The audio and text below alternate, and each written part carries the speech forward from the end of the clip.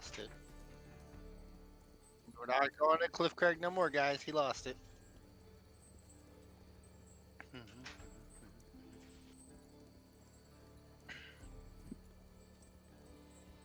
We're missing a little dragon guy. Where's that dragon guy at?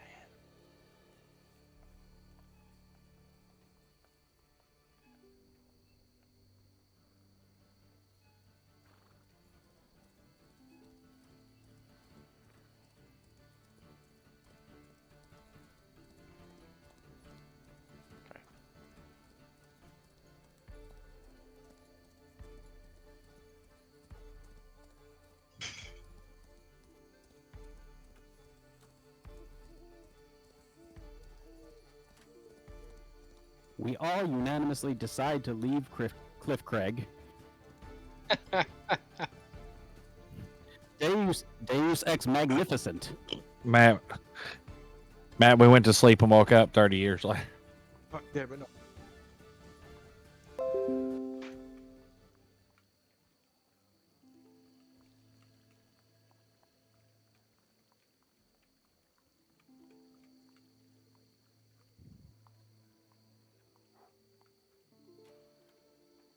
I didn't do it.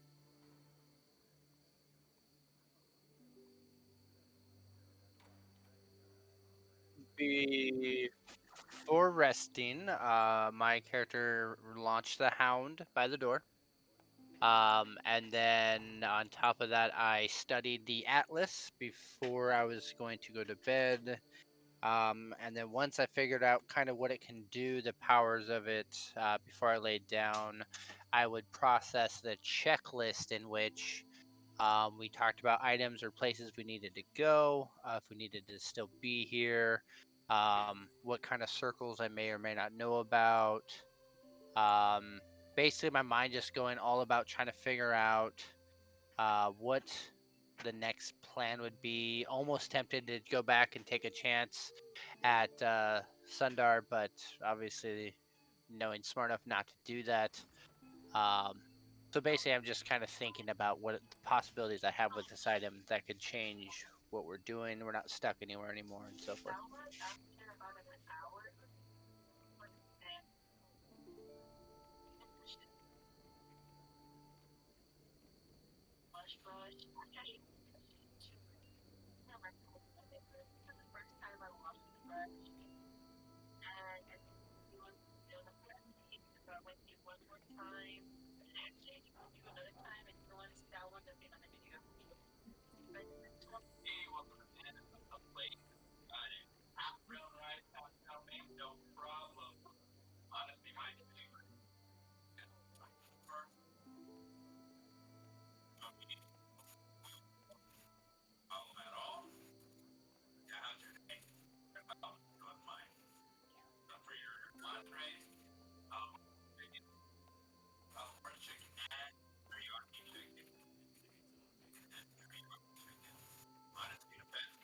I do.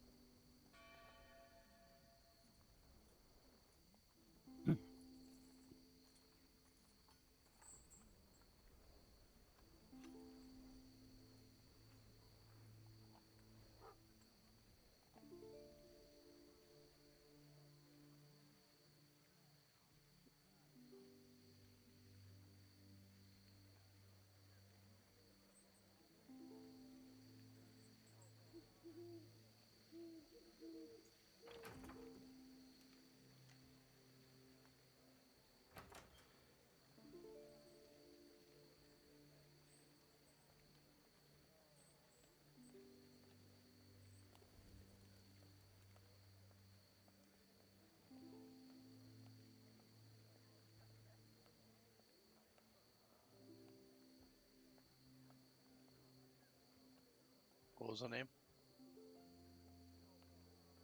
Phelan?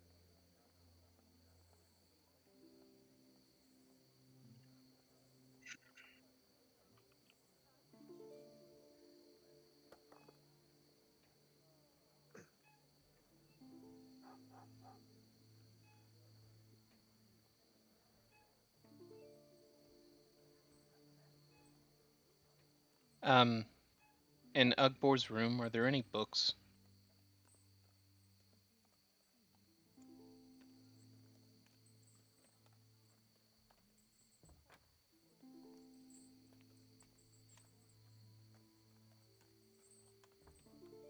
Okay.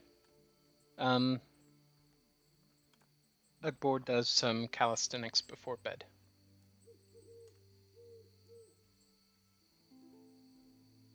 Since this is like the first night not being underground, Pella's just gonna like watch this guy for a few bit, and then he's gonna go to bed.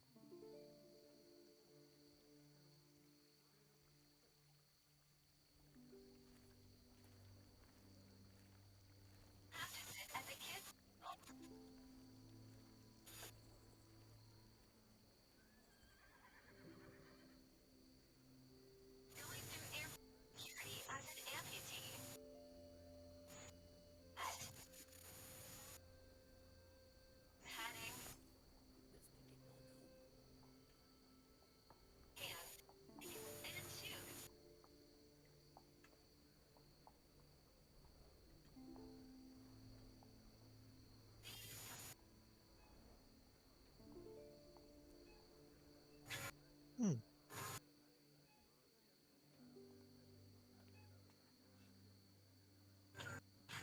All right. Yeah, that's a Pell move. Oh. Gonna become an evangelical now.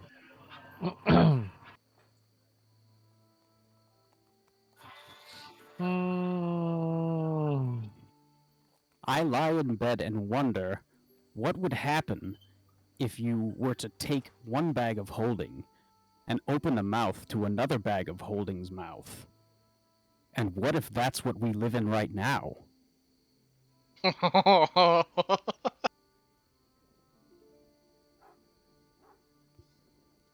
Have I talked to Brewster today?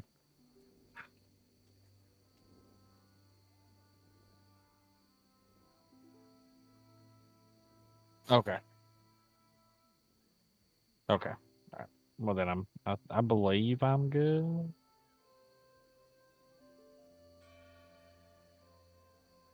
So I should just be going to bed, I believe.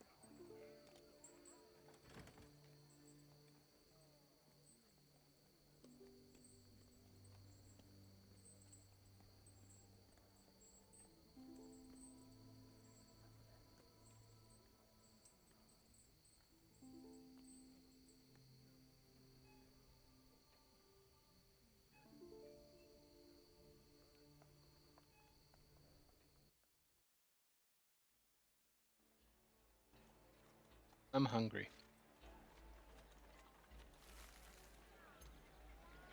No.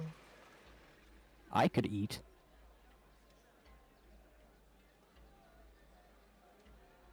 Where are we? Is there a kitchen here? Okay. Is it like an inn, or is it more like a hotel, or like?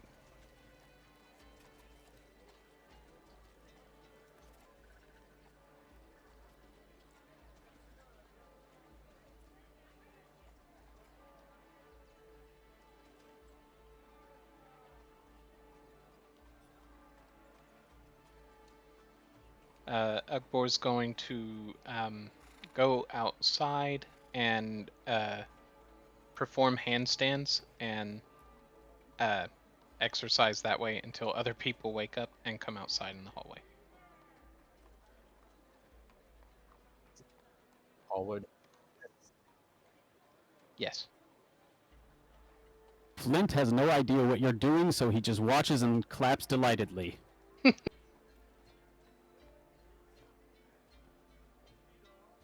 Oh, okay. Akbor is going to try to do a one-arm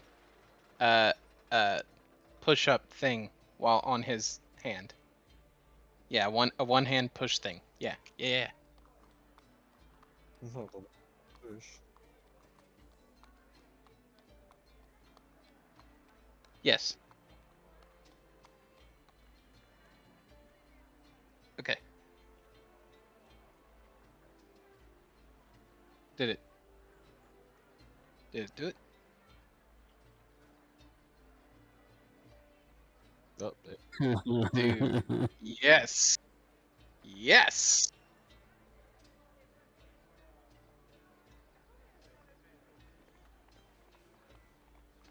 Ah, ah. Do a flip! Oh, okay. I'll do a flip. I'm gonna try to flip onto my feet from this position. Okay.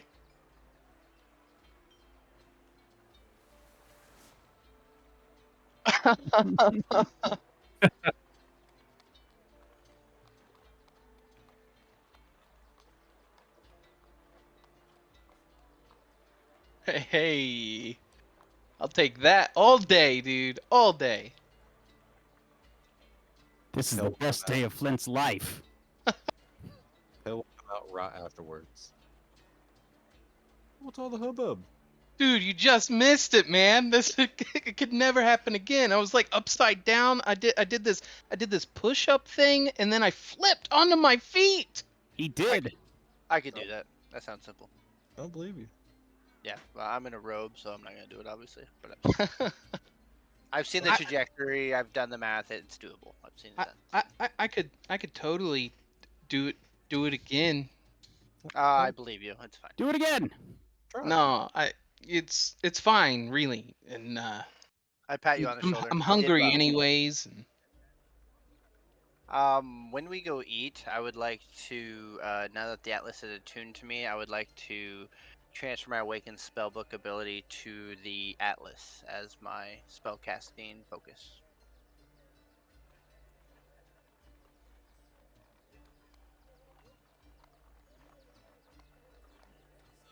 Just that. Just the Atlas.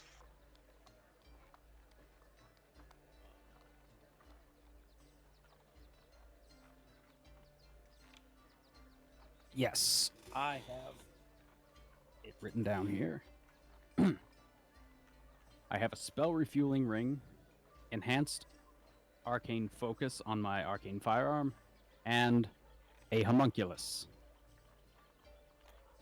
you have a homunculus, bro? Correct.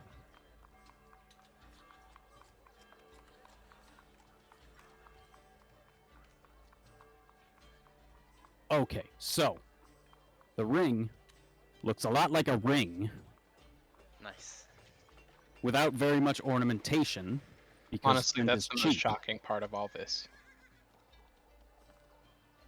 My arcane firearm, as you may remember, has some really cool skulls and lightning bolts and flames carved on it. And it's in the shape of a wand. And then my homunculus, well, hold on. I have a partially drawn picture that I will share with the group. Oh!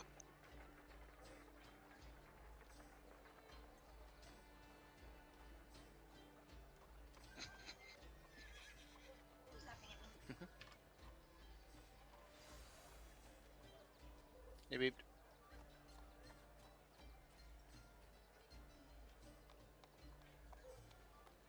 Ah. It's acting up. Says I can't send the file I've already sent. What? Have to do it through my phone. Lame. All right. Here comes. Hey. How do I snip? Dude.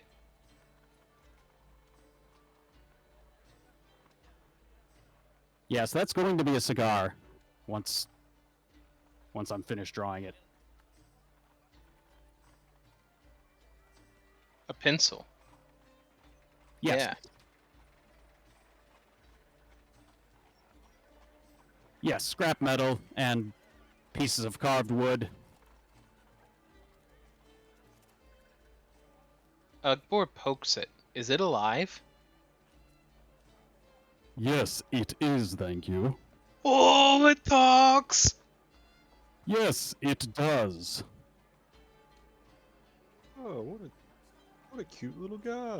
He doesn't particularly care to be referred to as it. What's your name? My name My is name's Scrambly. Ugbor. Oh. Is he the slow one?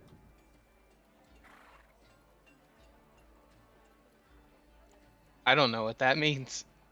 I'm asking your friends. Are you you speak slowly, are you I don't want to make any presumptions about orcs, but do Quite you... talented. He's pretty Handsome. You think I'm handsome? Yes, that. I'm very That's what handsome. they say. Around the non-corporeal spirit water cooler.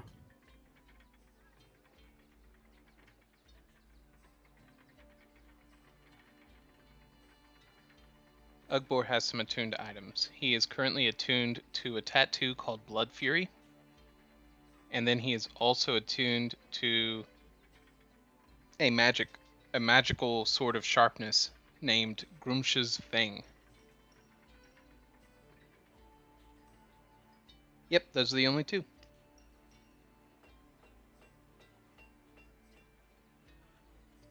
I got dragon scale mail and an amulet of the devout. And didn't that amulet of scrying, anti-scrying, like take a... I have no idea how to put that in here, but I have that too.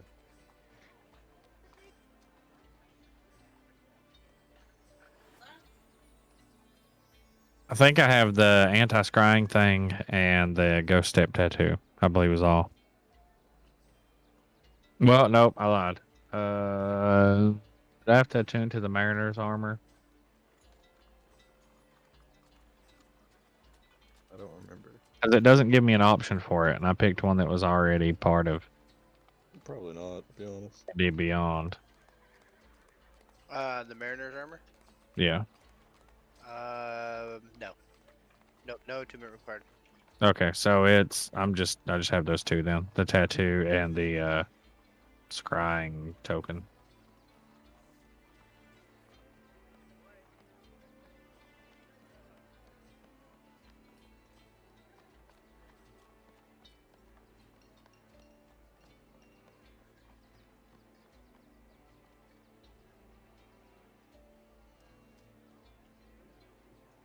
Ah, yes. His name is Squimbly.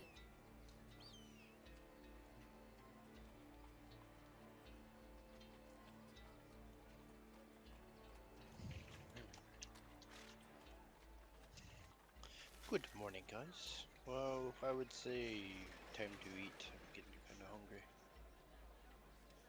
I'd say so. Do we happen to smell any food? Do we know if there's like a kitchen here? Okay. Be some really good cooking, or the place is on fire. I mean, why not both, right? Oh, I smell dead humans. Run. I mean, I am a half orc, right? So the picture I sent about the book, I'm not gonna have the flame shown, obviously, because that'd be kind of, obvious that I have something I that's worth still need to stealing. find some means of conveyance. Maybe that's what it looks like if somebody were to look at it with Magic Find or something, detect magic. Well, the way I would do it is it activates like that when I get into combat and have to use protection rituals and stuff.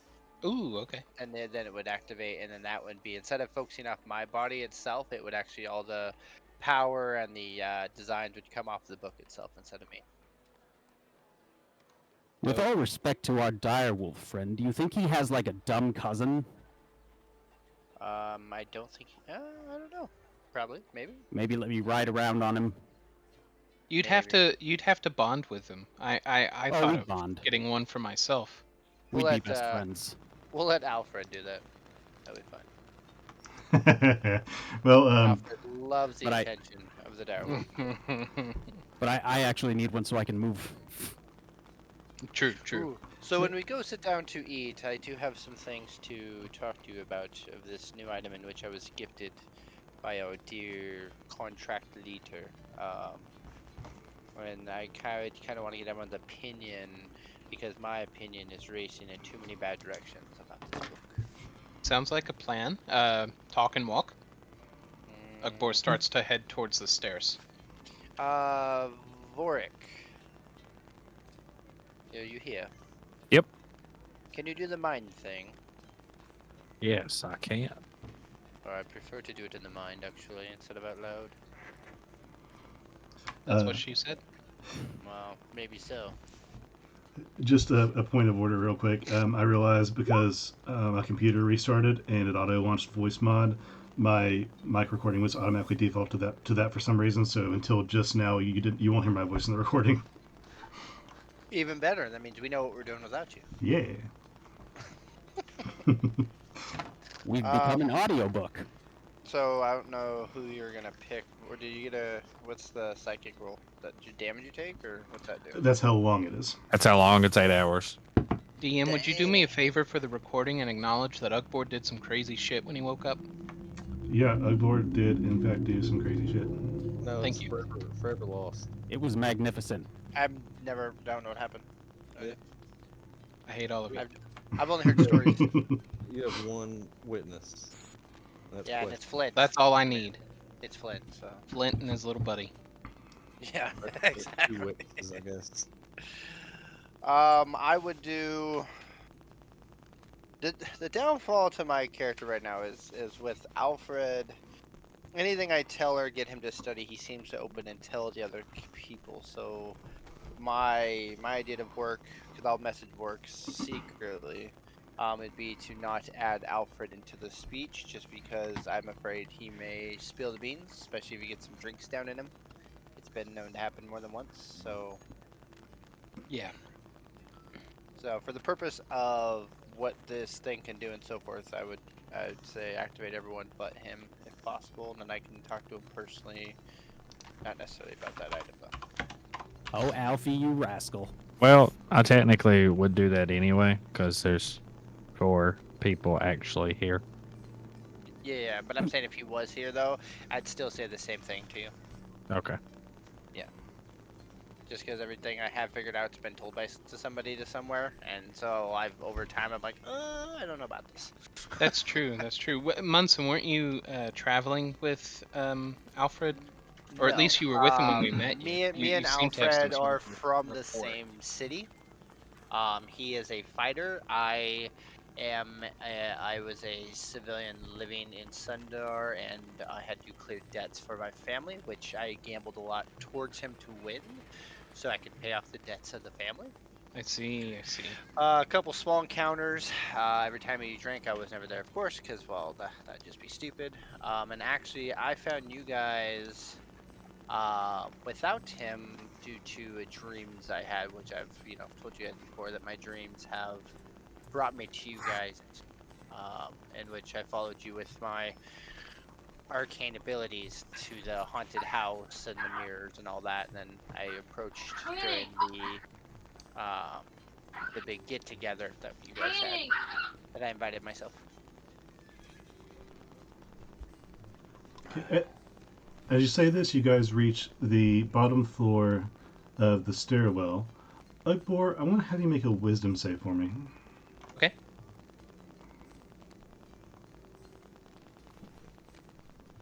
Okay, good to know. Um, Dude. Hmm? Dude. I You don't want fired to jinx it. it. I don't want to jinx it. I know. The secret works. okay, Oh.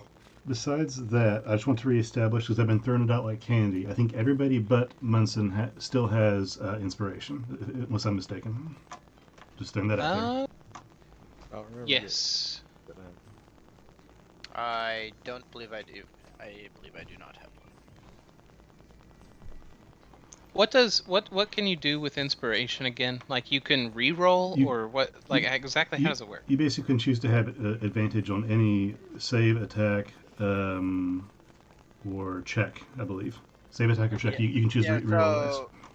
Well, yeah. So inspiration, you can do it like a luck feat, or you could also use it as, hey, I'm gonna roll this. I'm gonna just roll it with advantage and use my inspiration. So you use it right then and there.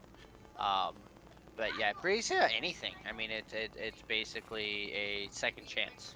Okay. Yeah. So you're now at the bottom floor of the pass through for whatever you guys want to do with that. Find a seat or a seating area for us to sit and order some delicious breakfast. Okay, re-entering through the stairwell into the actual main area of the pass-through, you see to your right a familiar check-in desk with a different dwarf manning the station there. Across the way, up against the wall, there is a breakfast spread kind of laid out, but it's mainly containing of fresh fruit, some prepared oats, and some hot drinks. And you see a couple seats in the area, most of which are occupied by other occupants, but there's only a handful of seating options in this area.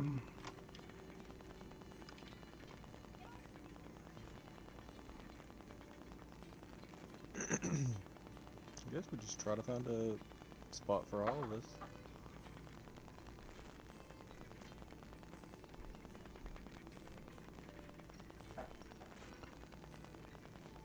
Does anyone get any food from the bar?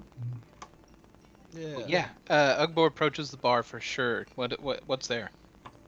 Yeah, fresh fruit, some heated oats, basically oatmeal, and there are some drinks. It looks to be some sort of brewed hot tea.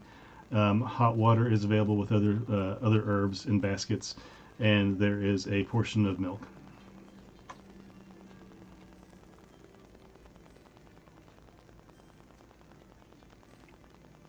Flint will have a little of everything. Yeah. Yeah. That all sounds good. All right. Hell, like mixes the fruit into his oatmeal.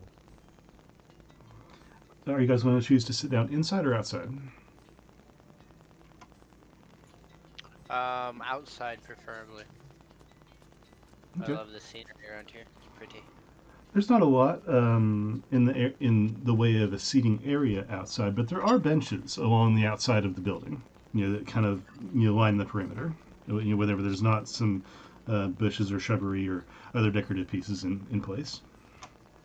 I mean, they have no seating outside. What's wrong with these people?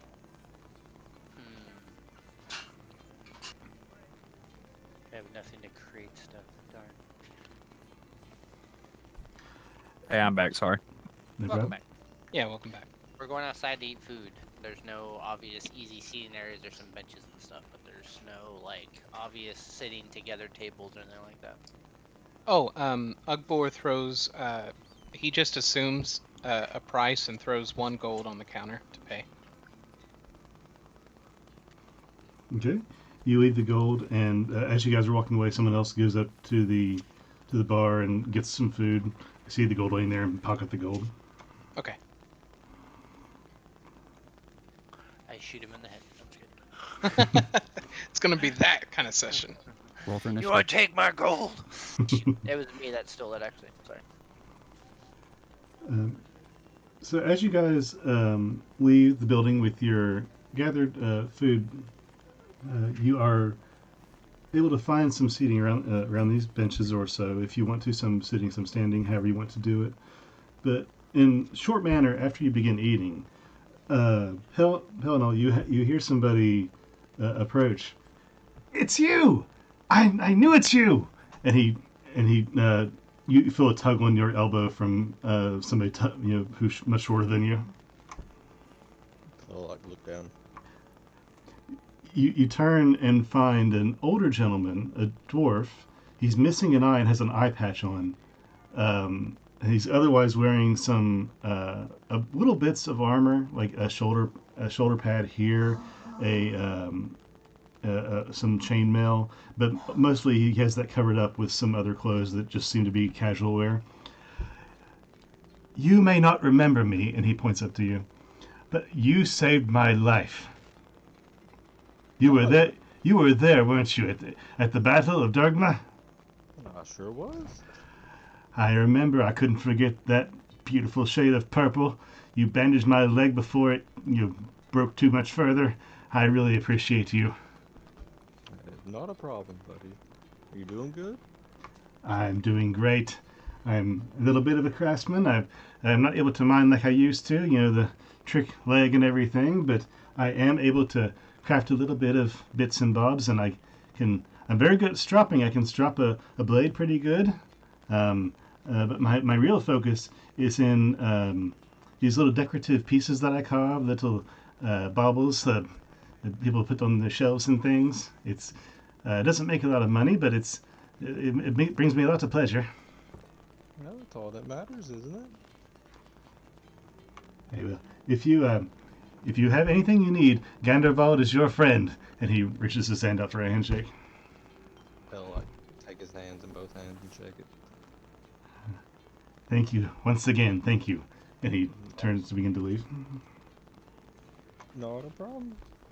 I'm glad you're doing good. I don't even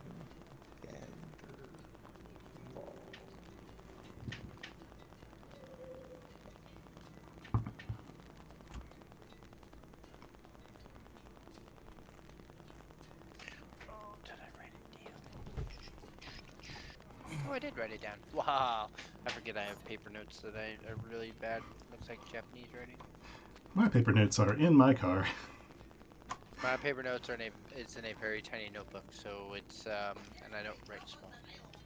Well, the bigger notebooks take up too much space. There is a note-taking software. I don't know the name of it. I'm sure I can find it, but I know that the Dungeon dudes use it for their campaigns, like little tabbed Word documents for different things. I really need to do that. Yeah, I thought about doing Word that. documents? You know it's Word documents?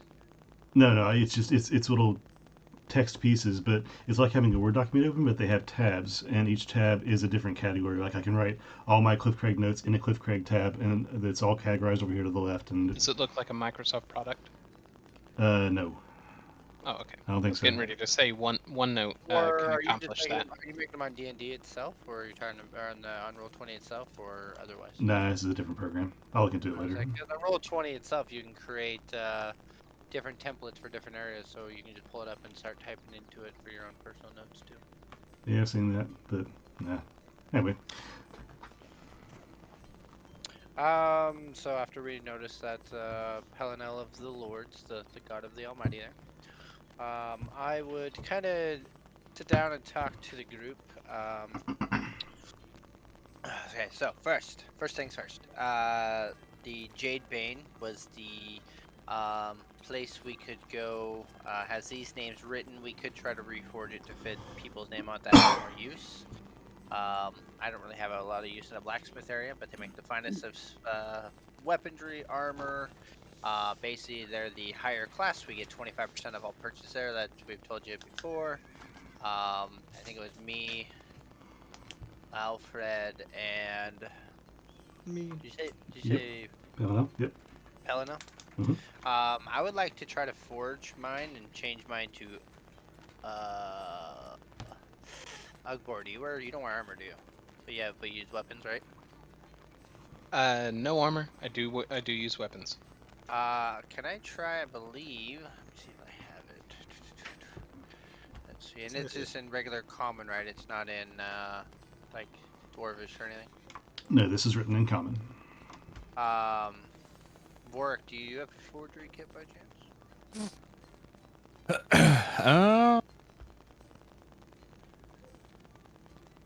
I don't believe I do. Let me look real quick.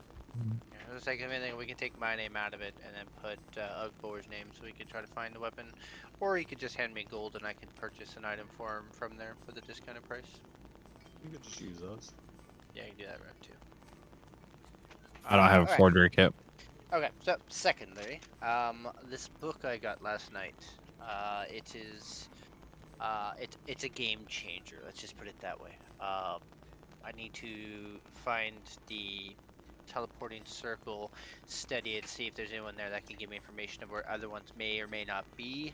But now I have the ability, after studying this book for hours and really getting to know it, I can now take us anywhere that there's a teleport circle that any of us may know of, or that I may know of.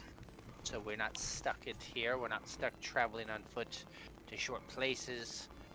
We could be where we're at here. We can go to Rowanwood. We could go back to Sundar, which I've wanted to do multiple times. I've decided that's a bad idea. Maybe source we- Sundar and head down. I mean, you know, it's endless. It's amazing. Do we have to travel there first to see if there's a teleport circle, or if can you we go to- assume?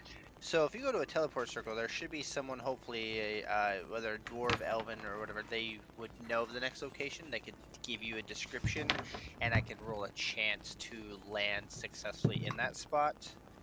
Or if I can find a book that shows a teleportation circle that would show where it's located, and actually show me a picture, then I can queue it off that and teleport that way. But I just need to get a little bit of details of other places, and I can potentially port as places instead of stuck here. Can you make circles?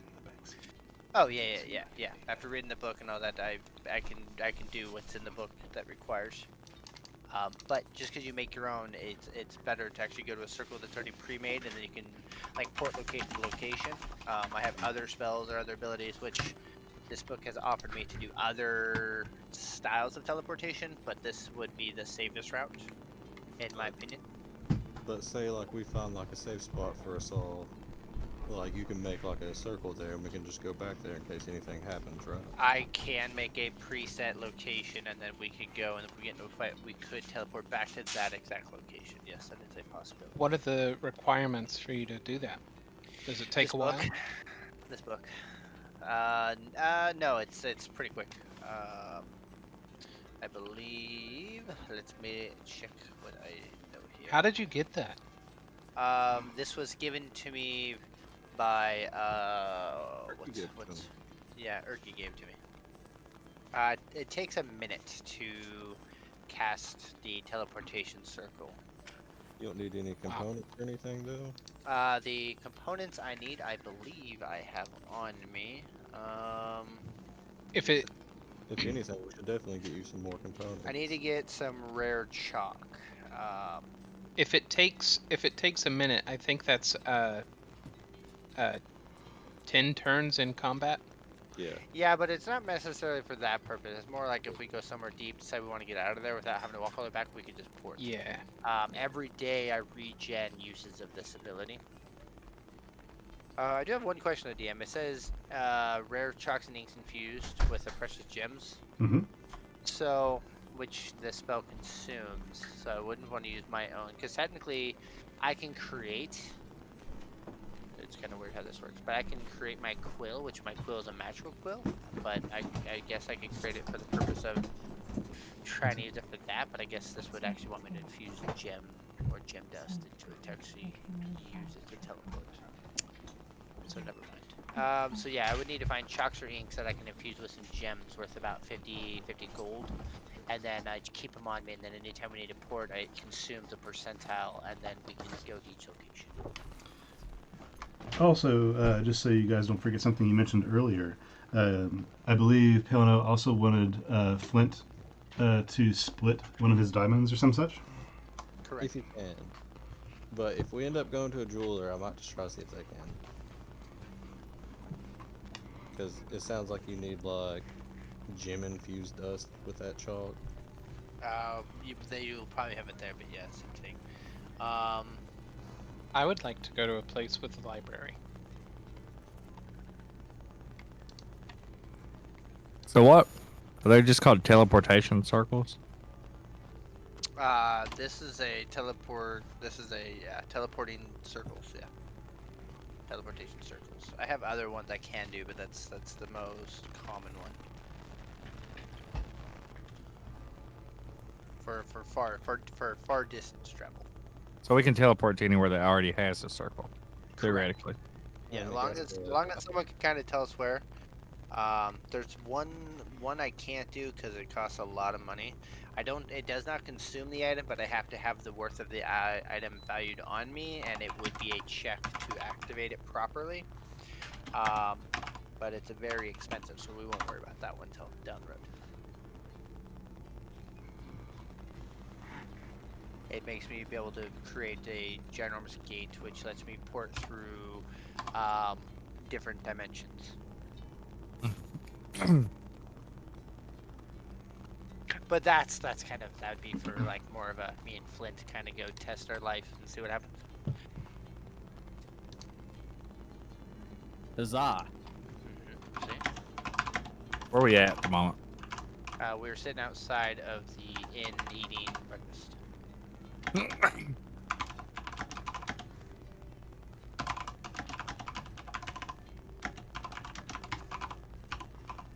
I'm gonna step away from the table and Yeah. try to contact Brewster. Okay.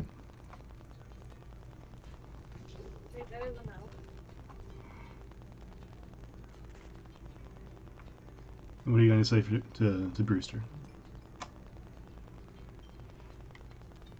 Kind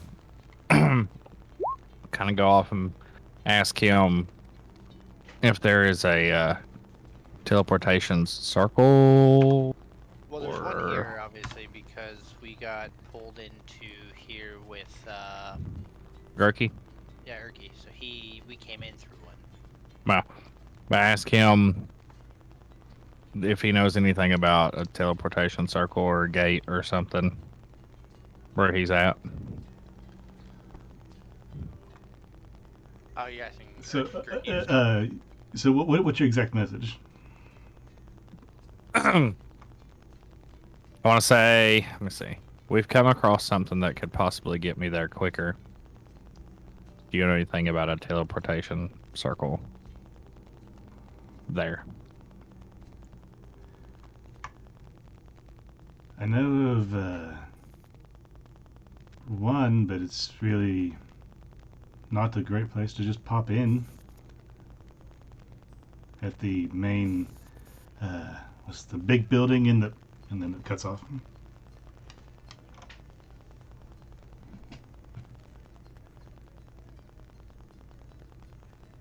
Doable. That's a once a day thing, right? Yes. Okay. Okay. So, what we should do, in my opinion, and this is always up to the group because I'm not, I don't know everything, but we should go see if we can find a gem maker, see if we can get the stuff infused, see if we can go down that route, see if they have any kind of library books, places around here that I could kind of search around and look for possibilities of finding teleportation circles, and then potentially go back to the circle that we landed in here and see if there's anyone standing around that might be someone ancient that would know where the next couple are, and see if I can get us there if need be. And of course, Jade Bang for items if we wish to create or craft anything with a discounted price. Would I know anything about magical weapons, Dustin? Like how to create a +1 or anything like that? Like out of all the books and stuff I've studied, would any of them kind of ring a bell on? I would say in your studies, probably not in the centric places you've looked at. Now, you have been around a place that is very heavily in the arena in the combatant sector, but your specific studies, I don't think that would have been anything that came up specifically, although it wouldn't be hard to derive if you were to look into it. When we're headed to Jade Bane, I would ask them just kind of how much research their pricing and so forth, just so we can kind of see about making some magical weapons to where they can penetrate through resistances. I think that would be Mhm.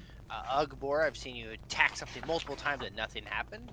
So I thought maybe if we can increase the value of your weapon and make it more powerful to where it can hit those kind of creatures, then you'll have higher value to saving us and not just be a beaten bag. I think his sword is You magical. It's just those things we were fighting were pretty. I'm pretty sure they were immune to most weapon attacks. I don't know of any creature that would be immune to true magical weapons, but you never know. I didn't really look into that. you want to make me stronger? Yeah, yes. Yeah. Yeah, that sounds great, dude. But it's probably gonna cost money. And, I need I have my money. supplies. I have some monies. Okay. I don't know what they charge here, but we get a discount 25% off. So, what's this? I support Munson's. Yeah. I would like a better hammer. Okay, so what's your current direction?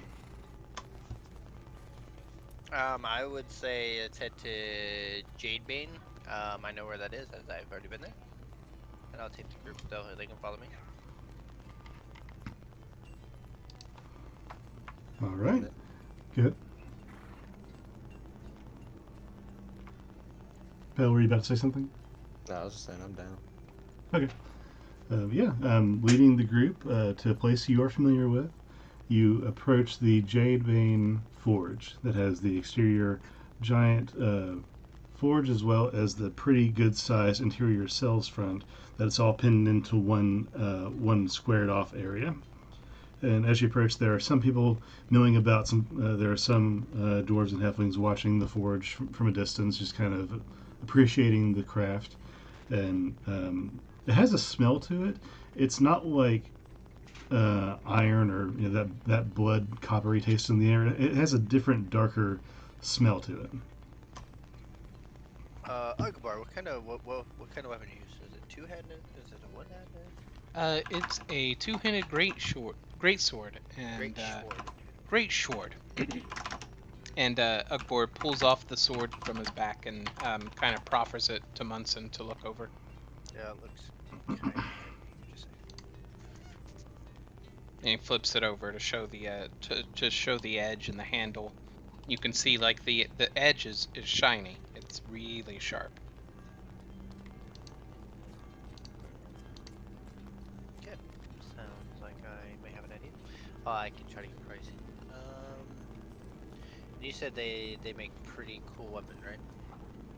Or pretty nice items. Obviously, fine as a fine. Yep, they are one of the three main top-end forges in the area, and have a pretty good name about them. Matter of fact, you've seen several combatants in the arena use some differently colored and differentiated items.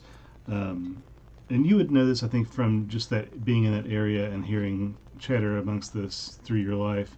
The dwarven forges are known for their higher end craft. They are well made items. Elven stuff has its uses and is pretty good as well, but dwarven stuff is the most coveted for its quality.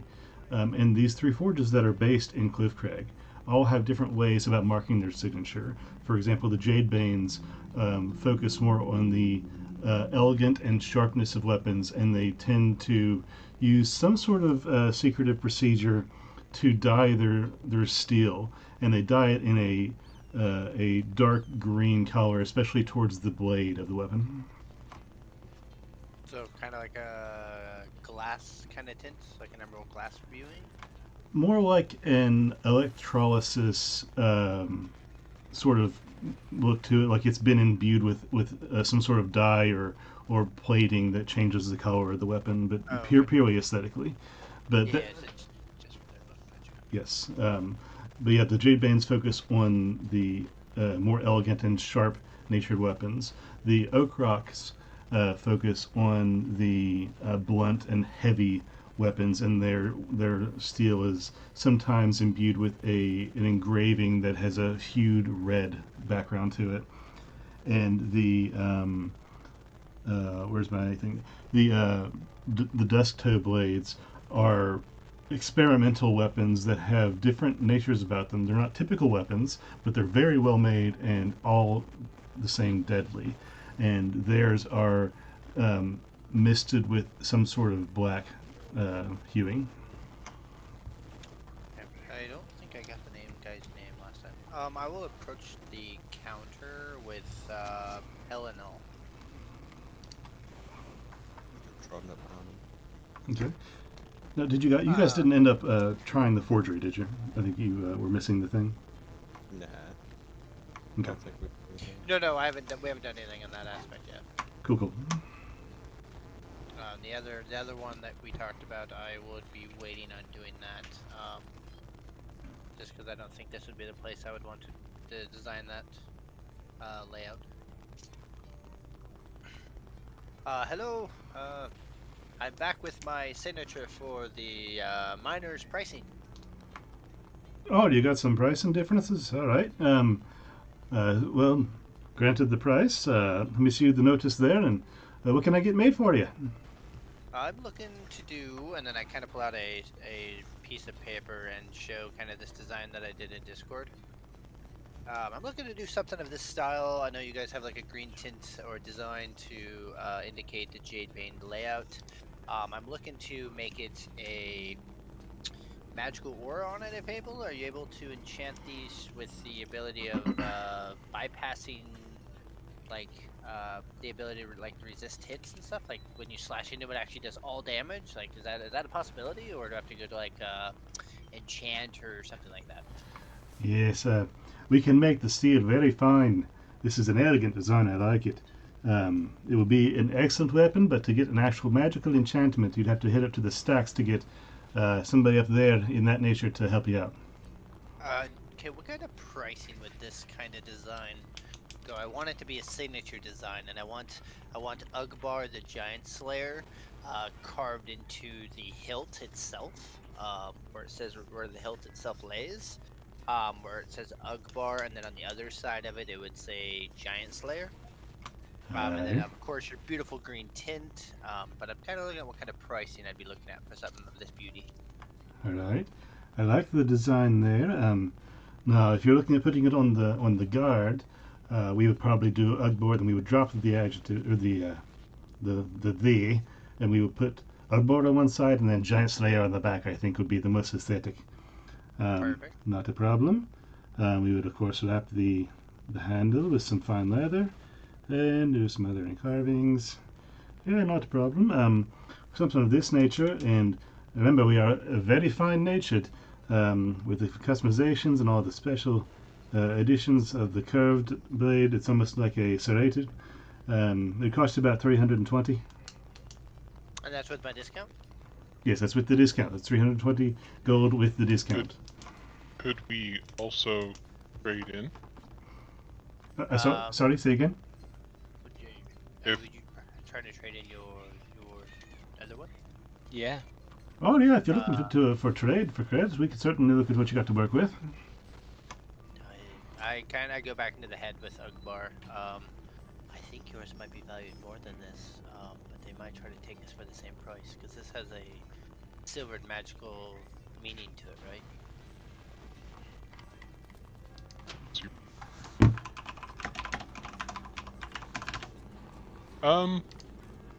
Just out of curiosity, what would you value this at? And Akbor kind of shows the sword of sharpness. My God! It's all right. Hey, And I'm the one drinking. Dude! Last game when I said you hear something and then paused, I had like the stutter stuck in my throat there. It was the same thing. Well, let's take a look at it. And he takes it from you and kind of holds it in his hands. Very large, especially for his style, for his stature. But handles it very well. It doesn't. I think it bothers him at all. He's used to handling weapons of this weight and size. He turns it over and looks at the handle and the grip, the blade. He he takes his finger and rubs it along the edge. He watches the blood trickle down his thumb. This is a very fine piece.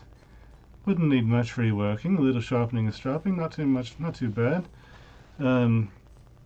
Need to rework it, give it a little customization, make sure everything's right with us, but seems to have some enchantments already disposed upon it.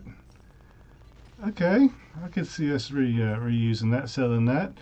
I can give you a $250 on the trade for that one.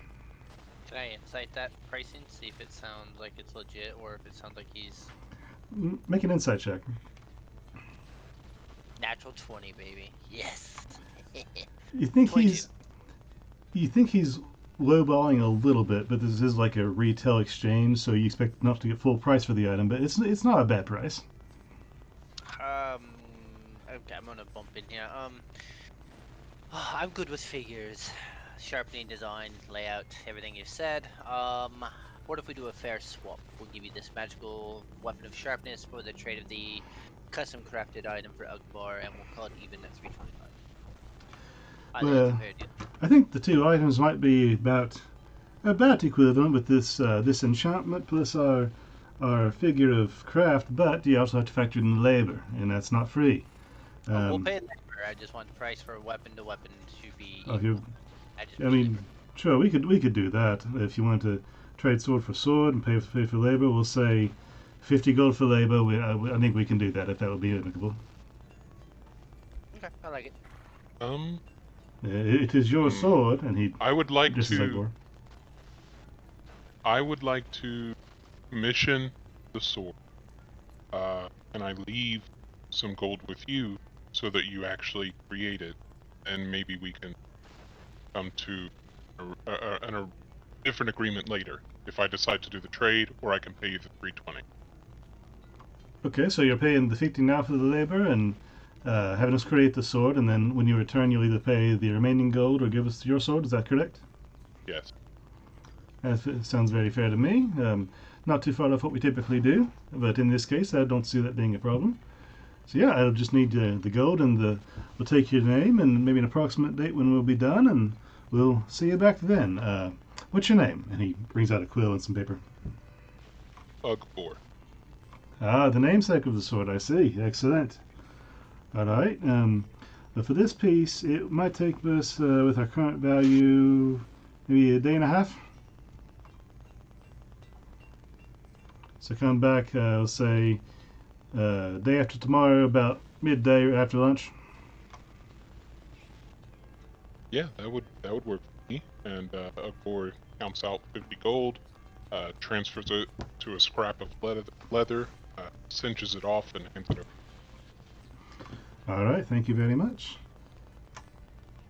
Then I'll go on Pellinel's head. Pellinel, is there anything you're looking to upgrade? This would be the time I would think. These guys, it mostly looks like they do like bladed weapons, right? So they do blade, they do armor. I mean, they look like they do it all in the metal area. Yeah, in here, there's a lot of blades, a lot of hatchets, axes, swords, battle axes, but everything here has a slenderness about it that makes it probably have less weight and more of an edge. And of the armor, there is a little more than chainmail and leathers in this area. You do see some pieces that look nicer among the others, but yes, it's largely bladed weapons. Now, I hate to be a Debbie Downer, but, you know, I'm more of a blunt kind of man. You guys don't really look like you do blunt weapons. Who does that around here? We could certainly work on some bluntage if you want, but typically Oakrock handles that, but we could certainly do it if you like. Oh, we can head over there. This minor price will work here or there, so it doesn't really matter. I suppose, yeah. I like to turn down business, but yeah, it's it's your coin, as they say. You can see that there's like a little bit of upsetness that he has to turn over business to Oakrock, but he's as polite as he can be about it. I'm sorry, buddy. I didn't mean to. Just I don't want you guys to go out of your element Business is business. And what we do here, we do very well. I'll go into Vork. Said Vork, anything you're looking to buy, upgrade? Oh, you use magical. You use like psychic items or magical weird portal daggers, right? Kind of, if you want to explain it that way. I mean, Like- outside of certain armors, there's not really much. Boots and a cloak are the biggest things I'm in search for at the moment. Okay. I was saying, I saw like the dagger create in your hand. You throw it, it disappears, it resets in your hand. So magical of some sort. That's what I kind of see it. Yes. Actually, I want to like pull up my sleeves a little bit and be like, I usually pull them from these and show him those tattoos. Oh, okay. Lot to learn. Lot to learn. Okay. What about you, Flint? Want anything? How about for your little buddy? No, he already has his own weapon. Confidentially, I think I'd rather check out one of the more experimental types of blades. Ooh, that sounds fun. Here we Okay, go to so fun. I guess we'd have to go to the Now, enchanter section. are you saying this out loud or in the group chat? Oh no, just to the group. Not to the blacksmith. Well, I Confidentially specifically. was a turn of phrase he used. It was not that he was using the group chat. Well, I was actually specifically talking about once I'm talking to Vorik, but yeah, I was making sure. No, everything I ask is always in the head because they're not on the minor listing. So I'm trying to do it in their head so that they can give me an answer of anything they want, so I give them the discounted price. Vorik, are you in the room with them? Is everybody here together? I will believe so. Yeah. Yeah, I would have just came in with him. Okay. Looking around, you don't see much in the way of daggers except for two very slim daggers that are about 7 inches long each, and they have a blade on one side of them, curved ever so slightly, and they have a curved handle that kind of matches it, so it's just a very faint S curve to the whole blade, and it's almost mirror shine. And there are 3 of those on the wall. Is there any armor or anything in here? There's some chainmail and some leather armor basics. Not unwell made by any means, but nothing that screams out of the ordinary for leather or chainmail. No boots, cloaks, gloves. Nothing of that nature, no. Okay.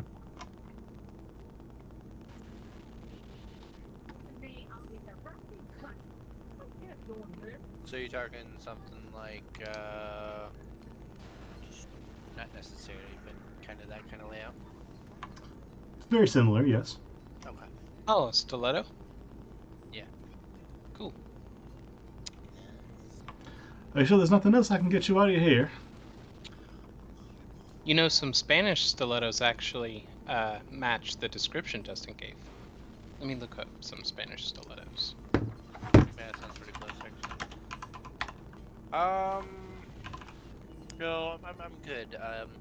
If we have any other high craft designs needed, I will definitely come to you first.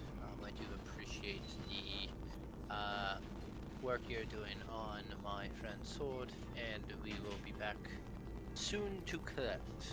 That's exactly it. Anthony is a Spanish stiletto. Okay, I greatly appreciate your business. Come back and see us.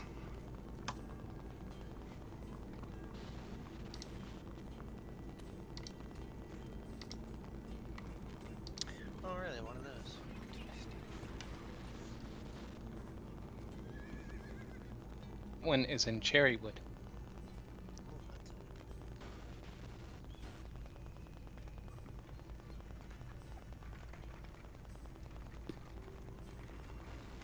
Okay, well, you guys finish your business at the Jade Bane Forge. Where are you going now? I think we were planning on going to the place for gems to break ours down to size and to purchase others. I think was our next thing to do on our list. Believe you're right.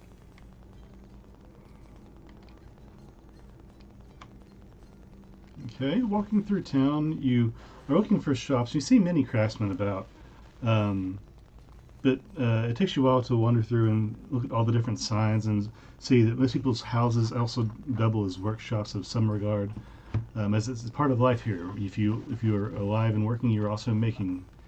And eventually, you do wander by one sign that says "Crack Shard" on it, and it has a jewel, a standard jewel shape that has a crack down the middle design.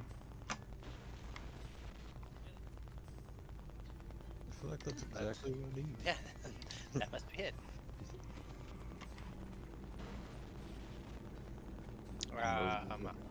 Yeah, I will approach the building. All right. It seems like any other standard house in the area. It's a stone house with a wooden door. The wooden door, in this case, has part of the top being a latticed glass, and it seems pretty standard. But according to the sign, this is a storefront. Right, I will enter the building with my group of comrades. Entering the building, the light in this area is it's different in that it's not brighter, but it's differently colored, mainly because the windows on the outside of the building are allowing light to come through and bounce off of all of the pieces of jewelry and gemstones that decorate the interior of this space. There are many pieces of jewelry and craft. There's also pieces of glass that have been carved and blown into different shapes and decorations and designs. So there's pieces that have been made for other components, like a glass that has been blown into a bowl and then that has been cut into a lens of some sort, and just bowls and planters and everything made of glass and jewels seems to be part of this person's work. As you enter, there is but one person in the shop, a small dwarf, and he strikes you because his hair is very low cut. He only has about 2 inches of hair. It's very well trimmed and faded down onto his side. His beard is very short. It's almost 1 inch long and very well maintained. Hi, how are you? How you doing? Welcome to Crackshard. My name is Bravo. What can I do for you? Hey, you look like just the person I need. Oh. So, I have these diamonds, right? Yeah, I can work with diamonds. Yeah. So I feel like they're very expensive, and I want to know if you can like break them down into smaller, less expensive diamonds. Sure, I can do that. Right this way. But before you do, can you like wipe your feet on the mat there? It keeps the dust down. Yeah, sure. You want me to just take my shoes off? Oh, that would be wonderful. If you could, it wouldn't be too much trouble. I can walk on my hands. No, he's a liar. Don't believe him. I totally can. No. I've seen it. It's Wanna see it? amazing. Yeah. You want to see it? No, don't break this precious. Yes, do it, do it, do it. Ugbor does it. Make an athletics check. Don't fuck it up this time. 9. You do a flip to get on your hands, and you make a couple steps with your hands to try and steady yourself, and you don't quite get there, and you fall. You fall forward a little bit. Your feet heading in the direction of one of the displays. Pell, you said you're trying to catch him. Yeah. Okay, make a dex check real quick. Okay. 8. 8. You get like the hem of his pant leg, and are able to you're able to soften his descent, but not fully grab him in time. And you grab part of his pants and catch one of his legs that way, but the other leg still swings down, like you're doing a front flip and falling on your back. And you knock one of the glass displays off of the table and onto the ground where it shatters, and then your other feet. The other foot is lowered down to help you from hurting yourself, but you do destroy one of his displays. Can I retro that real quick? We can't take him Ah, anywhere. Can I retro? Why would you? Why would you do that? Plan I have Why to you do, didn't have to do that? Oh, okay. Okay. if DM will let me. Sorry, say again. I was gonna do something before that happened, but you were in such a mood I didn't want to. No, go for it. Go for it. What's up? So, give me a charisma save, Ugor. That's a bad save. You'll To be ask. fine. You'll be fine. Okay, so before he hits the thing, I'm gonna banish him, Okay. and then after I get to a place outside, I'm gonna bring him back so he flips outside instead of in the building. Dude, Okay. Okay. So. wait, do you have the material requirement? Oh yeah. Okay, so you are going to banish Ibor, and As he's falling, And- he's gonna disappear, as he's and then falling, 5 feet back, he's gonna fall away from the where the door entrance is, so he's not near anything. so he's falling, and Palinel tries to grab Igbor's leg and misses because his legs vanish midair, and there's just a big thump of Ugbor landing on his back behind you guys. We can't take him anywhere. Please be careful, Oh. Ugor. I'm okay. If you would please not do that, I would really appreciate it. I understand your effort, but it would make me much happier if you didn't. Good boy. Alright. Show him the flip. Yeah, No, flip. no, And he just rolls over. Okay. Oh, very, very, very good. Yes. He kind of claps a little bit. Please come this way with your jewels, and we can establish the means. Give a gentle glare at Ugbor as he does that. Like, really, come on. It was funny. What was the item that's distasteful to Ugbor you used as a component? Yes, I must know. It would be what was the item? I had it in my head a second ago. A bar of soap? Yeah, I was actually gonna say something that cleans you because you never seem to Yeah. ever stay clean. It'd be like a not a bar soap, but it would be like a scrubber that has soap on it. Mhm. Ugbor refuses to bathe, and so periodically, people will cast a spell on me to clean me. Oh yeah, it's a good spell. I don't have that one. Prestidigitation works really well when you need That's the one. to. Yep. Please, sir, right this way to the counter, and he's now standing behind a counter. It has a glass display front but a wooden top, and he beckons Palinel forward. I'll follow him. I'll go behind him because I will need work done myself. Okay, so what specifically did you want done? You wanted to split a jewel? Yeah, I've got 3. Actually, hold on a second. He'll run back to Flint. Hey, can I get that diamond back from you? Of course, here you go. Thank you. He'll run back over. So I got 3 diamonds. They're worth quite a pretty penny. I kind Okay. of used them the other day, and I realized that I feel like I wasted money a little bit. So, like, can I take these, big, expensive diamonds and make them smaller, expensive diamonds? Yeah, I think that's very possible. Now, I assume you're doing with magic purposes. Yeah. And if any way possible, can you, like, keep all the, like, shavings and, like, leftover stuff and use it for whatever, my pal here is going to get, like, I think he needs gem dust. So, if that kills 2 birds with 1 stone. Yeah, I could. There's always some waste that happens when you deal with things like this. That's entirely possible. Now, something you must understand when you're dealing with these things, especially when it comes to magical components, it's very specific in requirements. I'm not a practitioner myself, but I'm in the market, you see. And, when you are dealing with something of this nature, when you split a gemstone just by inherent nature, it becomes less valuable. So let's say you have one that's these are how much? These look like they're 2,000 each. That's quite a large stone. When you split these, they're going to be worth a considerable amount less. So even though I would divide it into, let's assume the process goes perfectly, and we get 4 4 pieces out of it. They won't be worth 1/4 each of the total value. You would lose some just by inherency of the size. Does that make sense? So if we were to split this into quarter pieces, then it would not be 4 pieces worth 500 each. They would be worth basically around about 3 to 350 each because of the shape that they would break into and the sizing and stuff. Yeah, that makes sense. I can work with 300. Okay, well, I can certainly do that. Now, the cost of such labor... Can though? Oh, yes, certainly. I have tools here designed specifically for such an item.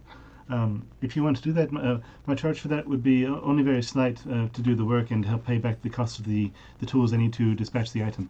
It would only cost, and he pulls out a piece of paper and then scribbles madly on it some numbers and calculations and some other text you can't make out.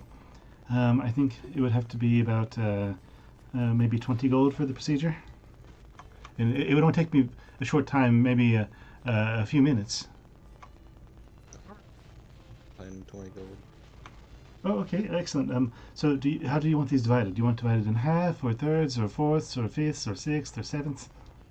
So I got 3. Let me do 1 and 4. Okay. And well, let me do 2 and 4 and do the last one split in half. Okay. So you want 2 of them divided into fourths and 1 in half. Is that correct? I like to look at Munson. Do you think that's smart? Yes. When he cuts it down from 4s, I mean, you do lose quite a bit of value, but overall, I mean, it's best one we can do. I think Don't you need a couple of sizes of like the 500 sector and some in like the 3? yeah. So for the 2 spells that I need them for, the one I can cast a whole lot, which would be like the lesser of one. I just need a diamond worth 300. Now the bad thing is, I have to get to them within a minute, or they are just dead. So that one there, if he divides it into 4, approximately the way he's saying, it works between 3 to 325 per piece, which means each of the 4 items would be worth about 1,200, 1,250 gold. So you potentially lose, looks like an 800 gold value out of that big chunk. But it sounds like there's no other way of really losing that kind of money out of it.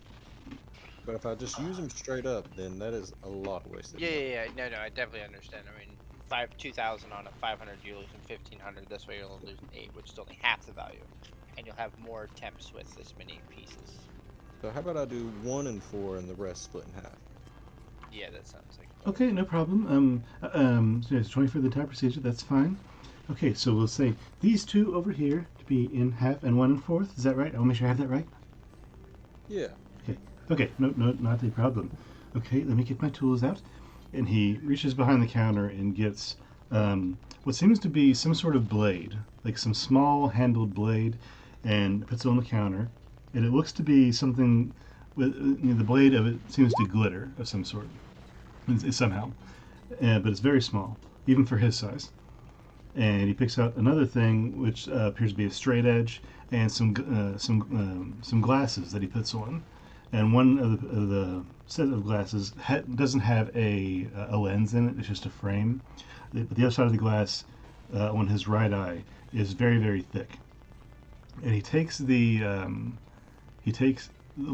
gem to be divided in quarters, and takes the straight edge, puts it on top of the gem to start with, and takes the blade and scores it many times on one side, turns it 90 degrees, makes an X for the quartered piece, then continues that scoring all the way down the sides of the gem down to the apex and around, so it's completely scored into quarters.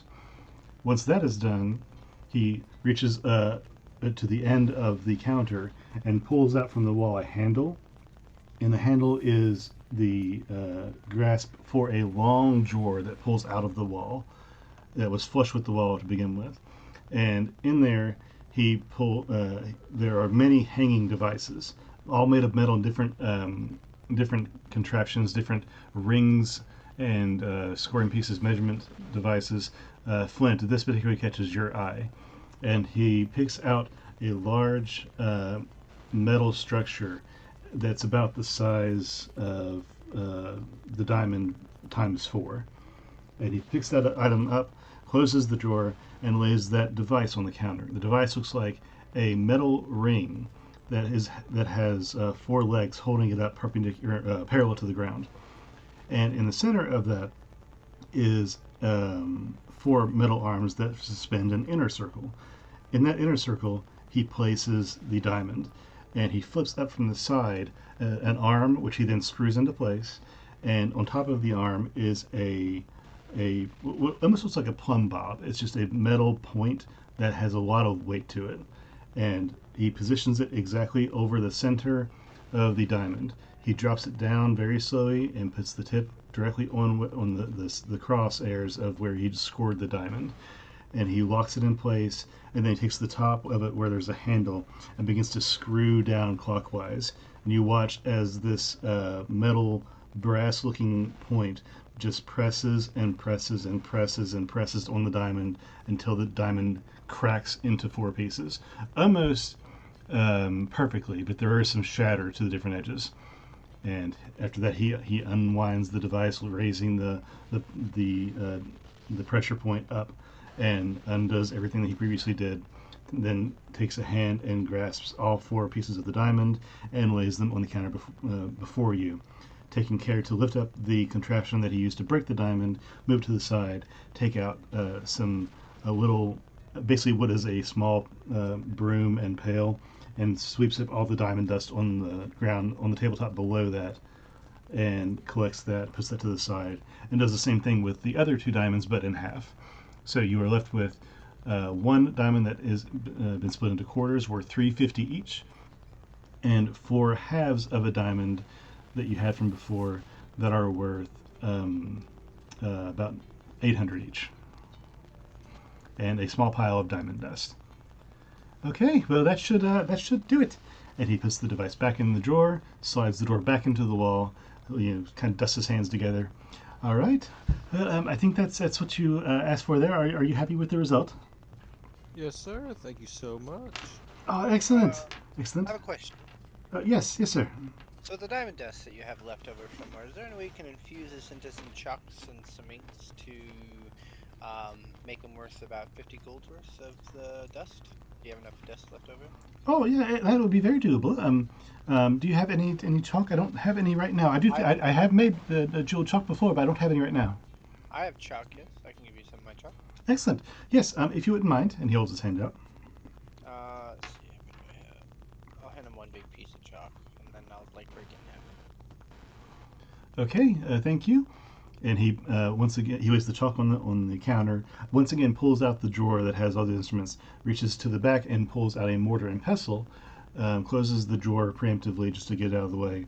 Lays a giant mortar and pestle, one that's probably almost a half-foot wide at the opening of the base. He puts your chalk in the mortar, grinds it up into a fine dust. Takes the diamond dust, pours that in with the chalk dust now. Mixes that with the pestle as well, and grinding it as much as he can. He gives the bowl a little tap, tap, tap, and he puts the pestle to the side. He reaches, pulls the drawer out again, kind of rolling his eyes at himself or putting it back away anyway. Reaches and grabs another device, a small device in this case, and it looks almost like a cigarette roller. He lays that on the counter, takes the chalk dust and sprinkles it into the mold, and closes the lid on it, and then turns another gear on the side, and you see the entire contraption just squeeze together, and he unwinds it, lets the machine relax. He takes from behind the counter a little dropper of something, a glass dropper, drops some liquid into it, and to just coat what seems to be the outside of this new biro chalk. Puts the vial away, cranks the machine back down to press on it one more time, really hard to where he's straining to get it to turn around, and then backs it off again, and then pulls out the newly pressed stick of chalk. Oh, there you go. No charge for that. You provided enough, and that's not a difficult procedure. I appreciate your help. We have one more question. We're getting a sword done. Can you enchant it? Oh, no. I don't do any enchantments. I strictly stick to the gem work. Um, I'm not very Yeah, good at a lot of things. I've been told. well, you're good at what you're good at. That's what matters. Well, thank you. I greatly appreciate that. Anything else for anyone else? Yeah. No one need anything fancy done by this gentle person? You don't happen to know where a library is, do you? You were breaking up there, Edward. Say again. You don't happen to know where a library is, do you? Oh yes, the stacks inside the Velour Keep is the biggest library in all of Falonkort. Yeah, that's Have you also tried funny. putting sugar in that thing? Sugar and what thing in the press? In the top press? Yes. I haven't, but that would make some interesting sugar molds that you could use for tea. That would be lovely. Almost like the candy crystals that they put on the stick that you can use to stir your tea or your coffee with. Precisely. That would be wonderful. Excellent thought. Thank you, sir. Would you like to go into business with me? Yeah, dude. We can Flint, open a candy shop. Yeah, you just now made so much money, bro. I will certainly at least attribute this to you. I have to do some experiments and figure out how to properly align the. We have to add a stick of some sort, unless you want to just divide it. At that point, you're just making sugar cubes. This is a very interesting thought. What is your name, sir? They call me Flinton Eastwood Stahl. Okay, Mr. Stahl. Do can you call live? me Flint. Flint. Do you live nearby, Flint? No, I take up residence in Shale. Okay. Well, Shell's not too far away, and you seem to have the mind of a tinkerer. When I get this fully developed, I will certainly reach out to you, and we will get something established at least for a finder's fee of sorts. Outstanding. I think this could be very well, very good indeed. Good to meet you. Appreciate you. Likewise. We will be back if we need more pressing to be done. That was wonderful work. Yes, if you have anything pressing needed. You are quite the humorist. I do try, but yeah, if you have any need of gems or baubles or anything of various nature, I do do a little bit of creative work myself. But matter of fact, if you look over there in the window, I have this glass blown. It's very simple. You take a piece of glass and you blow it, and you stretch the end of it so it has a neck. You break the end off, but that's okay. That doesn't matter because you take the whole thing and you fill it full of water, and then stick it in soil in a little pot, and that will automatically water your plants. I do many things, and that seems to be a fan favorite right now. I don't like plants, but that sounds wonderful. Funny you should mention that, because there are also ways to melt sugar together to give it a melted glass sort of consistency. So perhaps we could even shape candies. That sounds very interesting. Are you in the candy making business already? Not yet. You're well on your way, it sounds like. So many things. Oh, and if you could make decorative pieces out of the sugar, like some sort of flower or other decorative bulb or something, you could use that as both an interest drawer for the consumer and it'll be a very what's the word? Gimmicky. It would be a sort of gimmicky, but it would be delicious and edible. That sounds like it would be a very good business venture. Gimmicky is what I do. I like it. I will keep you in mind, Mr. Flint. You are full of wonderful ideas. Much obliged, partner. Now the stacks is also where we can go for enchantments, right? If I recall Yes. hearing that earlier. Yes, that's what you were told before. Okay. All right, off to the stacks. Don't forget to put your shoes on, guys. Don't leave them behind.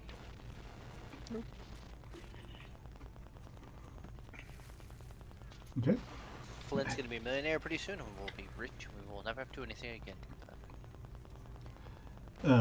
As you leave the crack shard jewelry shop, you head back through town and just enjoy the sights and smells of dwarven life.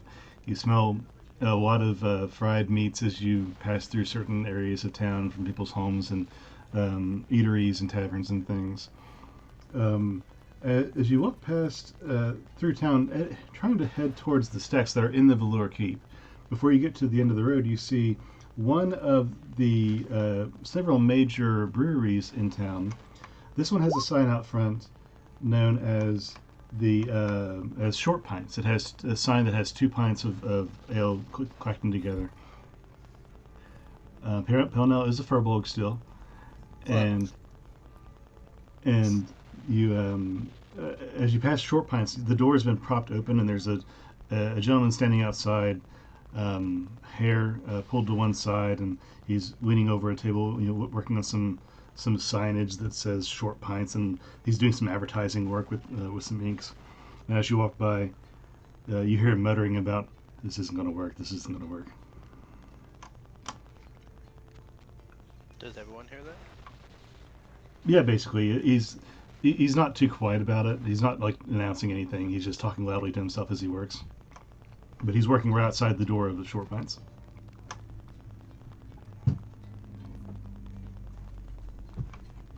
I'll enter his mind with a message like, "What won't work, my friend?" As you say that, as he's doing drawing as you say that, as you do, he like just jerks and scribbles something across the page and looks around. Who? What? Who? Who's there? Who said that? Just a passerby. What won't work? I am not sure who you are, mind talker, but I was talking about this advertisement. I don't believe it will be enough to save my business. May I know who you are? No. And I keep walking. Okay. Guys will be like, what the fuck? You gotta fuck with people sometimes. Okay. Continuing on, you eventually find your way back to the Velour Keep, and from memory, having seen it before, passing out of the keep, you make your way through the upper road past the intake station where all the carts on rails come to stop and deposit their works to the inner of the keep, and you find the stairs that lead up to the entrance of the stacks. They have a stone carved stacks, or I'm sorry, it's the stone carved cliff crag stacks into the stairs as you walk up, and the doorway is being propped up by 2 carvings of dwarves who are just holding up the mountain. And entering the stacks, once you're past the threshold, the smell of the place very much changes. You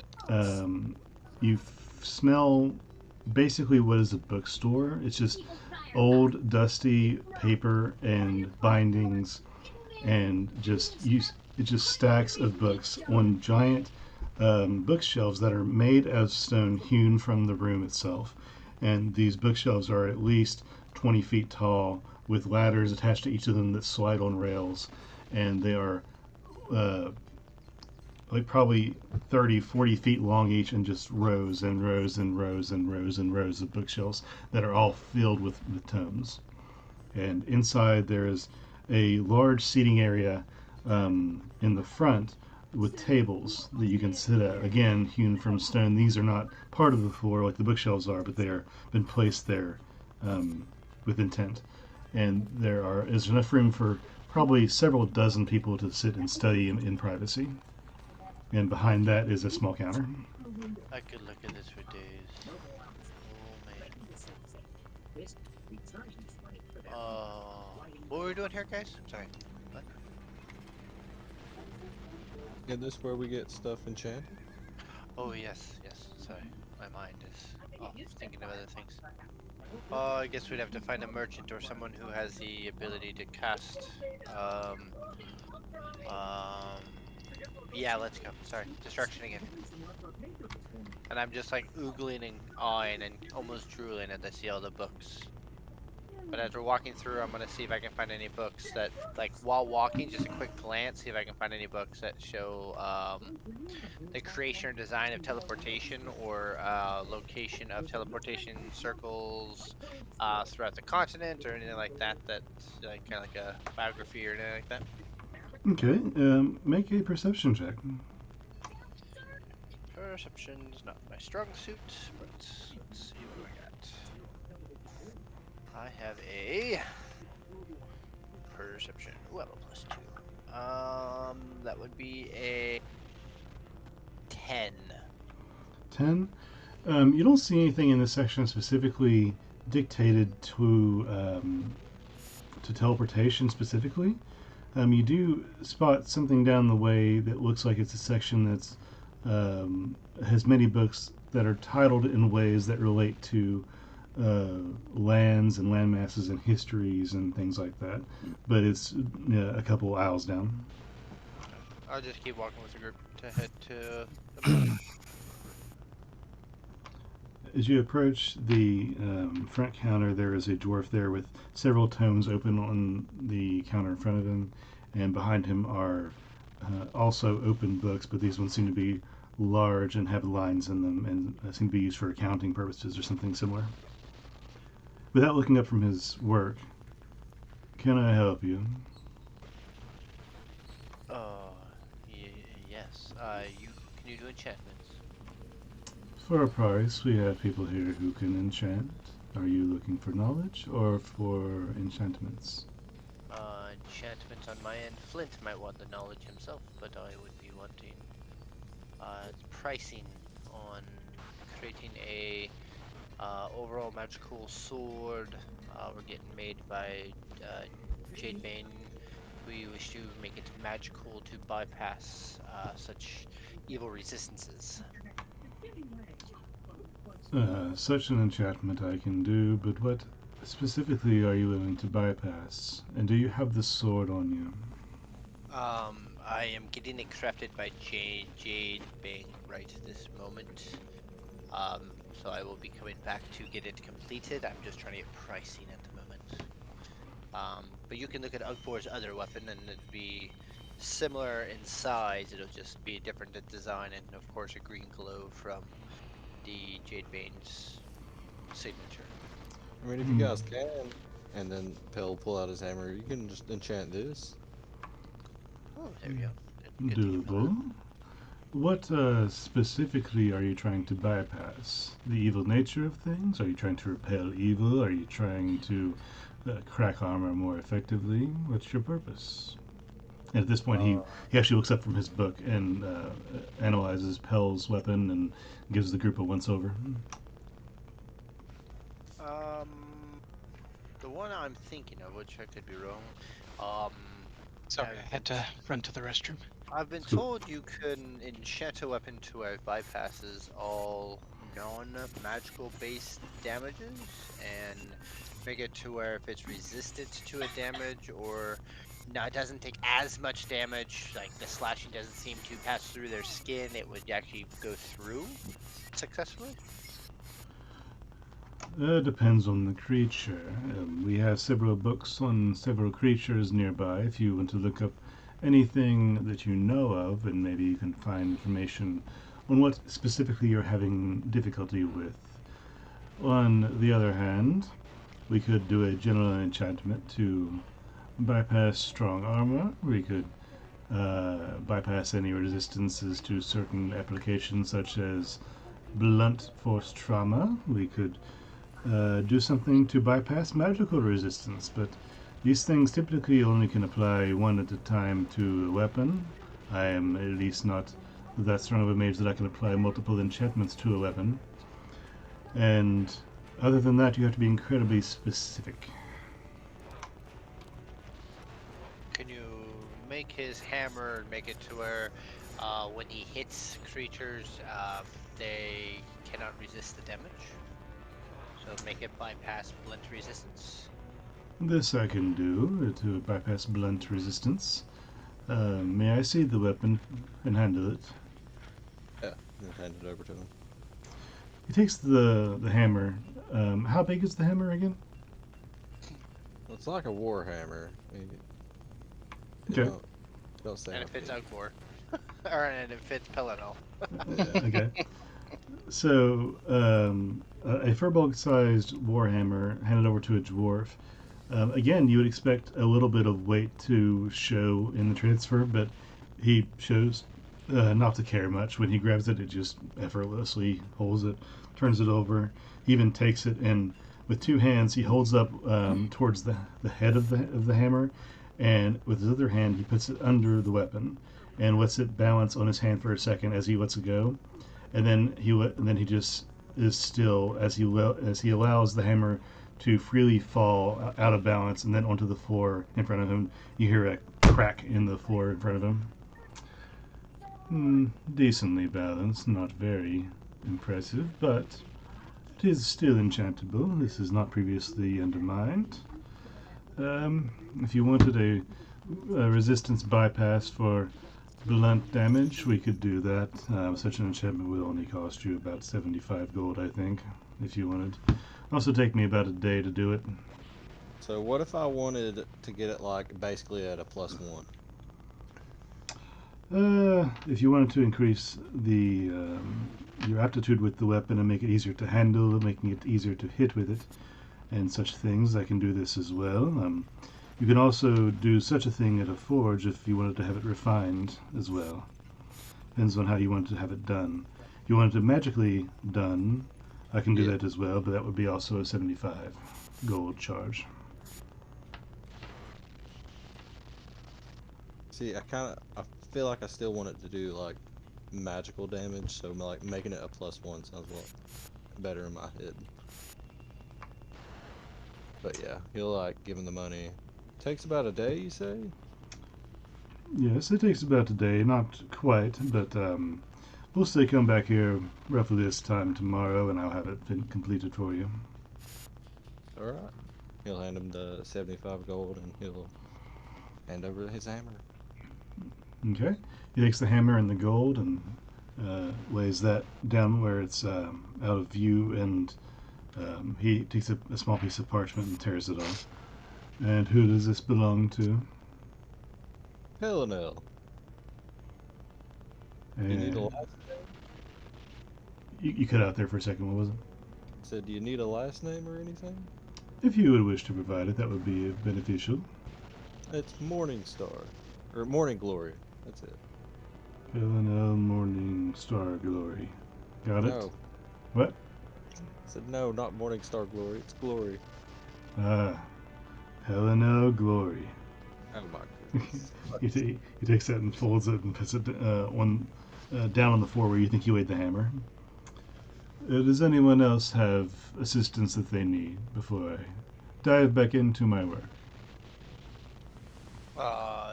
Look, looking for teleportation spells, or not spells, sorry, scrolls. Sorry, wrong. This place is amazing. I'm looking to look for the history of places in which will help me decide if they have teleportation circles in their cities. So you're looking for teleportation, spell, circle, scroll, cities Yeah, information. exactly. Yep. All right.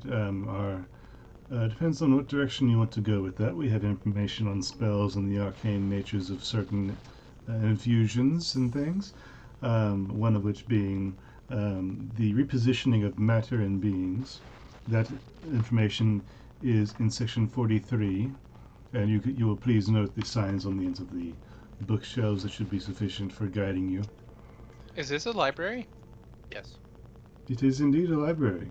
If you've not seen one before, I would understand. This is not only the grandest in all of Falonkort, it is one of the only for a while, outside of Wow. the Diversium of Rowanwood. This is yeah. Do you have any sections on physical combat? There are certainly some that have written studies and evaluations on the art of physical development and also fighting styles based on war and other battles that have taken place, and but not an incredible amount. But we do have some in the back. I think there's around 64 in section 64. There's a small section. Ugbor just walks off towards section 64. But to follow up on our conversation, Blue One, we, if you want to study the arcane disposition that is over there in the section I have previously mentioned, if you want to study the histories of the lands and look at places and perhaps get familiar with certain places you might want to venture, or look at the drawings people who have made of the art of where they have traveled, that would be over here in section 3 up front. Okay. And then, do you have any maps that I could see that would show me of each city?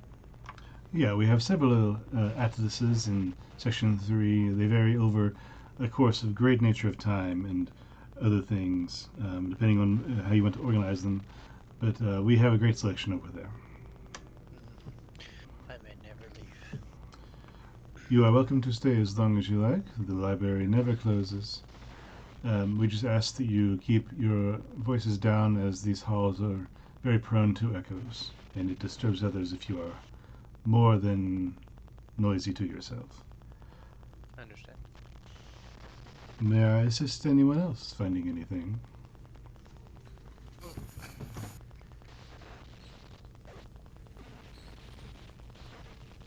I think I'm good at the moment. As soon as he's done, I'm gonna instantly head over to aisle 43 Okay. and start down there. Flint, what are you doing? Do you have anything on magical engineering? According to her, yes. We have a very small section on tinkering and the aspects of developing technologies. That will be in the 20s, 22, I think. But through there, you'll find some on different magical components, some earthly components such as sulfur and oils and things. There are lubricating aspects of different gears and the mathematics behind such contraptions. That what we have is in that section of 20s. I think 22 is where you're looking for. Outstanding, thank you. As you guys go about wandering to your individual sections, Pellinol, you specifically will notice with your passive and your history, as you turn to go to the section that you're headed to, you notice that above the entrance to the stacks, there is an immaculate display. There is a giant shelf, wooden shelf that has been hammered into the wall. It's been stained and oiled, and standing on this shelf that has been pinned into place are the skeletal wings of Dirkma. Belle has a semi-freak out moment. She's very scared of that dragon. These wings are incredibly large. They take up the entrance to this area itself is very large. It's probably 100 feet tall, the doorway, and 20, 30 feet wide. But this makes the entire room seem small. It almost shocks you turning around seeing such an enormous skeletal structure, though faceless, seeming to look down on the space. Hold on, I'm gonna roll a wisdom save.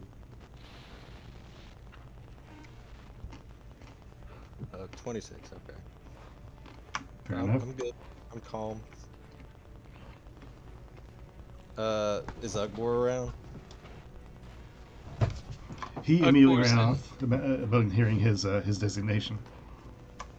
Well, he'll run towards 64. Well, not run. He'll like fast walk.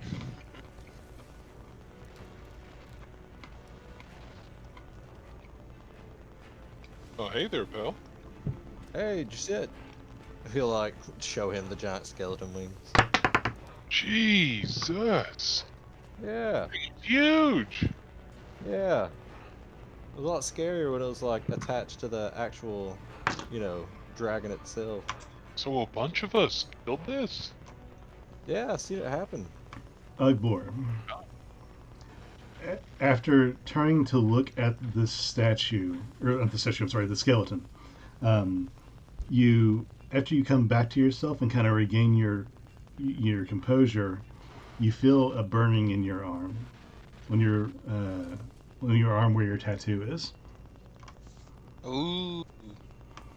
As you look down to your tattoo, sorry, I had a little technical issue there. As you look down towards your tattoo, it's very faintly glowing, and the red ink that is your tattoo begins to move, and it appears like there's blood drops running down your arm, just slightly down from the tattoo, and they reform into the shape of a dragon skull before glowing slightly brighter, and then the image dissipates and the image turns to physical liquid which drips off of your arm and dissipates once it hits the floor. Oh, are you seeing this? That's I don't think that's. He didn't say that would happen, did he? How tall is the hallway? The hallway or the ceiling in this room? The hallway. Like if I wanted to reach up and touch the bones. Oh, the bones are like 110 feet in the air. Okay. Also, when the blood drops off of your arm hit the floor and dissipate, it's more of an evaporation because as they hit the stone, you hear it as they boil away.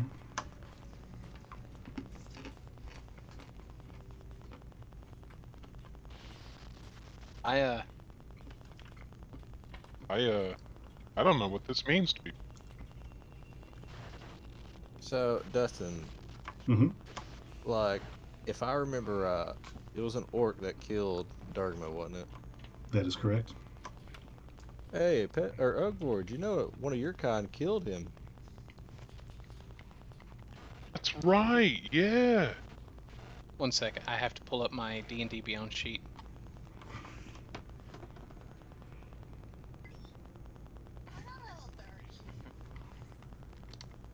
Yeah, was it Zuck? Zook? Or was it Jewel? You're talking about the person who killed Dargma? Yeah. Shoot, hang on 1 second. Yeah, there was Jewel, Badrock, and Zuck. Or Zook. I got this. No. I have Zuck, Jewel, and Bedrock. Right. Yeah, but Which one? Bedrock is the one that ended Dirtman. Okay. It kind of like comes back to Ugbor. It's obviously been a while since he's been around his tribe, or even I guess ingratiated. But he looks to Pell and goes, Oh yeah. Yeah, I think his name was Badrock. Yeah, it's pretty brutal. I've seen it all happen. Yeah. I ain't gonna lie, you're the first orc I've seen since then. It kind of scared the shit out of me. Oh well. I don't really do my kind justice. Really more human. You get there. I don't know, it just felt like, I don't know, it was cool. I never really talked about my wartime much. Where were you during war? I didn't really do much. I was in like the medical unit, like I was telling you guys. I fought for the Sassoon. Really? Yeah. Yeah, I see that little dude I seen in town earlier. I apparently saved his life way back when. Wow. Did you do any fighting? Yeah, here and there. I was definitely there like the day that Dergma died. What was he like? Drock. Who? I'm sorry. Badrock. He was the name of the orc that felled the dragon. Yeah, you almost had it too. Did I know him at all, Dustin? Did you know Bedrock? Yeah. Roll a history check. 18.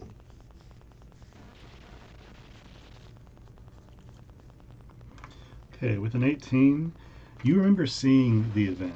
You saw Bedrock raise up his great axe in battle and come down on the pinned down neck of Durgma and cleave a giant chunk out of it as the dragon took his last breath, and then raise a secondary blow and decapitate the monster. And you heard the roar he gave in battle.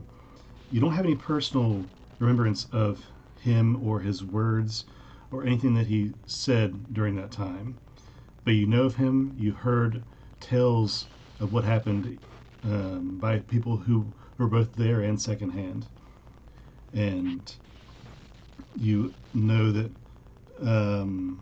by your nature and by your proximity to this event, that as well as having the remains of Durgma scattered amongst the districts and the Empire. Sounds like Blue Hill. The Empire has the skull of Durgma mounted in Brighton, the religious center of the Empire, and they have the orcs, probably Bedrock if he's still alive, make a pilgrimage there at least, well, we'll say pretty frequently, to pay homage to the Orcan god Groomsh in the city of Brighton, where the skull currently resides. That's as much as you know. No, I didn't really know him all too much. Like, you know, I seen him that day, you know, cleave Durgma's head off, basically. Whoa. They kind of split his body up then, and, you know, just sit it around different places. They, have his skull in Brighton, is what you said? Yeah. Yeah, they have his skull there, and apparently, you know, you guys make pilgrimages there for Grumsh. My hotkey broke. Aw. Okay. Well, from what I recall, growing up, all the little orc boys wanted to be like him, me included. Didn't really work out for me though. From what I recall, a lot of us never really made the pilgrimage. The Drock would bring with him a consort and a few others, but that was it. I mean, you got time, you're a young kid. Maybe. Maybe after we're done, saving the world, we can make a trip there. I would like, to work towards that goal I once had of being like Badrock. I'm hoping to find a book here that'll teach me how to fight better.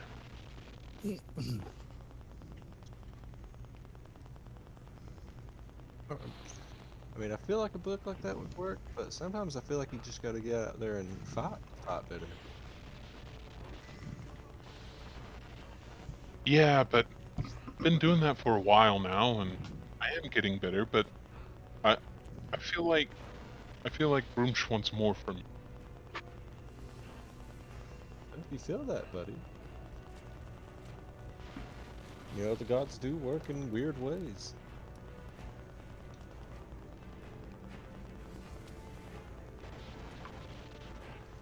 As you guys flip through your individual sections, Flint, what are you looking for? Anything specific? No, I'm just browsing anything. I'm looking for anything pertinent to my studies.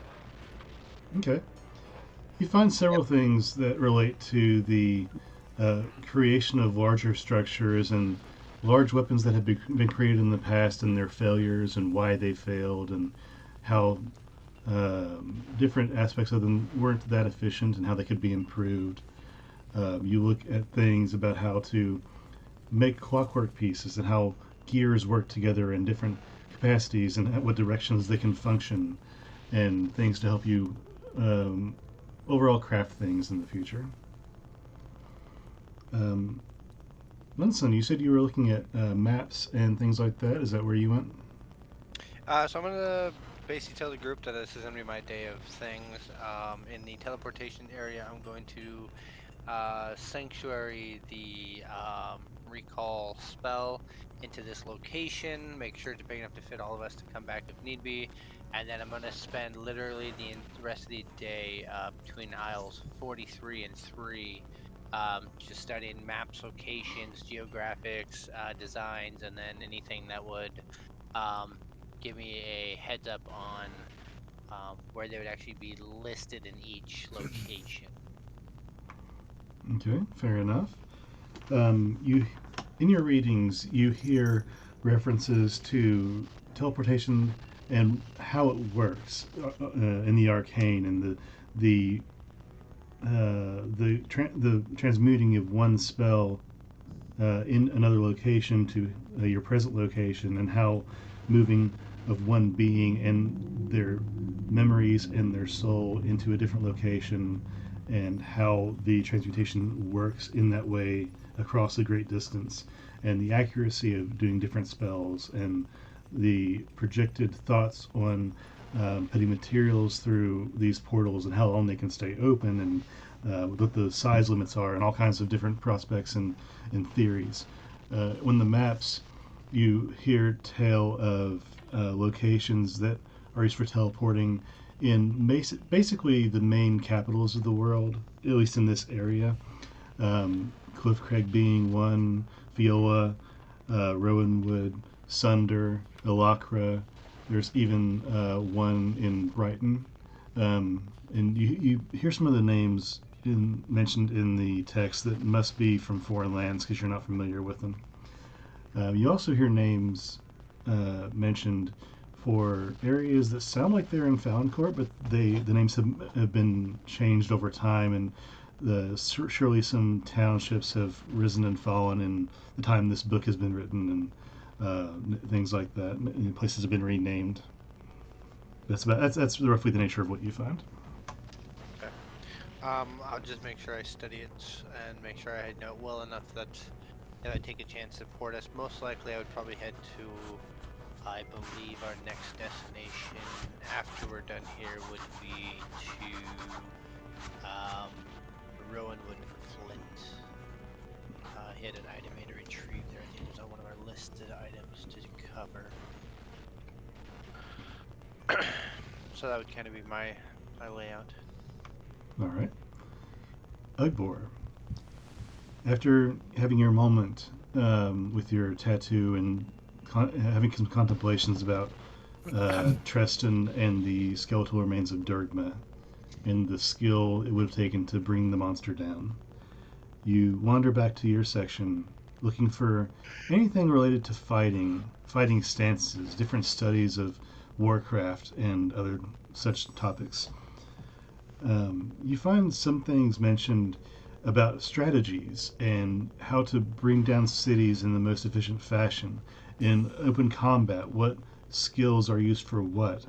You read on mounts and how they are used in combat. And I'm going to have you make an intelligence check for me.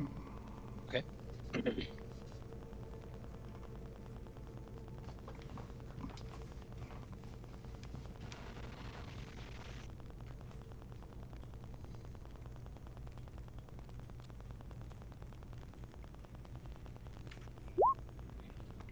Okay. That was pure. Yeah. That was purely to see if Ugbor would get glassy-eyed at reading so much text at once because he's never picked up a book in his life. But yeah, this topic interests you enough to really pique your interest and hold your attention. And you read further upon the weapons that are used in battle, how to best maneuver them, some new strategies on how to implement your weapons and use them in combat. And we'll say for the next 7 days, you will have a temporary feat called Tactical Advantage, where you have +1 to hit on any physical attack that you do. +1 to hit. Okay. Uh, For the next 7 days. for the next 7 days, while the text is fresh in your mind. Munthin, I need to add a new global attack modifier. Okay. Care to walk? Oh wait, never mind. I see what it is now. Perfect. Oh no, wait. Huh? What am I doing? I don't know. You tell me. I'm trying to add a global attack modifier that essentially I can toggle it and it'll just add a +1. Okay. Do you have your over in the cogwheel next to spells? Do you have your global attack modifier activated? Global attack modifier field, yes. Okay, so go to your core, Or- go down to where it should show your global attack modifier. There should be a plus sign. Hit the plus sign, add whatever name or days to it. And once you add it, then it will ask you damage, what it does, extra, and so forth. I Yes. don't have it activated on this one. Wait, load it up real quick. So when the attack, you just add it, and then when it says name, put 7 days +1, or and then what you would do is your roll would just be a +1. But the thing is that's only going to be, so is this to his damage or his damage and his roll? This is just to hit, just his roll. So just to hit. So yeah, so you should have bless already there right below it. Just add for the name, just write 7 days bonus damage, and then roll just a straight 1. You don't have to do a D anything because it's just 1 extra. And then you can cogwheel, click on and off if you want to, when you want to activate it and so forth. Nice. Okay. Thank you so much. Hell, what are you researching again? I don't know if I ever specified anything, but if he anything. would go up to the little dude up front and be like, "Hey, so I just thought about this. Do you have any books about Dark Fae?" No, nothing exorbitant. We have some texts on the species, the race, in our texts about other creatures and the study of each different biology. That would be roughly in the 60s, 70s. Sorry, let me think. He actually has to turn around and look at one of his books behind him, and he flips a couple pages and looks around. 72, it looks like. Alright, well, thank you. And Pell just walked towards 72. Okay, so what are you looking for specifically? Are you looking for just dark elves? Any kind of fey creatures? What are you looking for? So he wants to try to find stuff, if he can, about the Mother Night Whisper. If there's anything about it. Where did you hear that name? It's in my notes. Okay. You look through the text, and you see several mentions of fae and what kind of creatures there are, the fairy dragons and treants and unicorns and other things, how certain things may be corrupted. There are other dark fae creatures such as boggles and other dark things such as shadows that come out of different parts of the world in different realms. But you don't see anything specifically saying that name. Okay.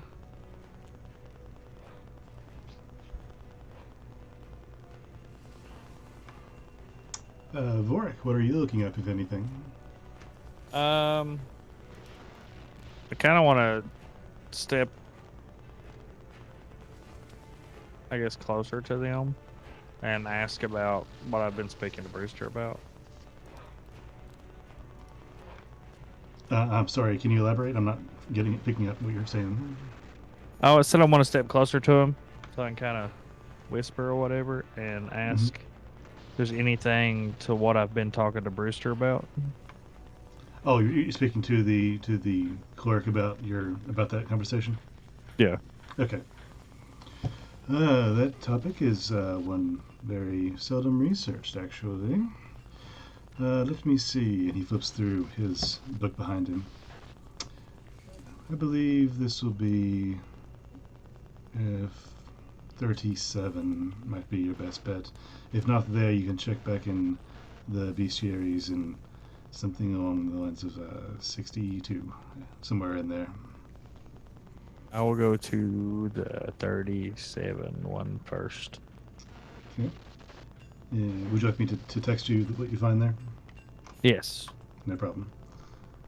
All right, and yeah, with that, you guys are able to study and stay here as long as you like. Otherwise, you can tell me when you'd like to leave or what else you'd like to do.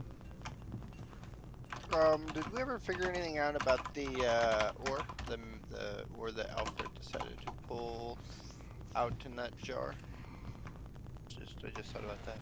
I figured Alfred would probably ask about that by now. Alfred would find, if that's what he wanted to research, different ores and things in a section in the stacks. There's many things about ore and forging and the chemical makeup of these different weapons and how they work and what's best for what. And there are a lot of things that have been experimental over the years. There are certain elements and compounds used. Matter of fact, in the dyeing of the blades and weapons of the main forge families in the city. And specifically, alternate number 9, I believe it was, or maybe it's alternate 6. I forget what I called it.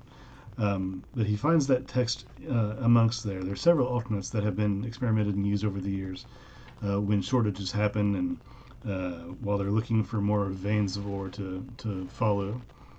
And of these alternates, some were not very suitable for weaponry. Some of the flaked off was very not compressible.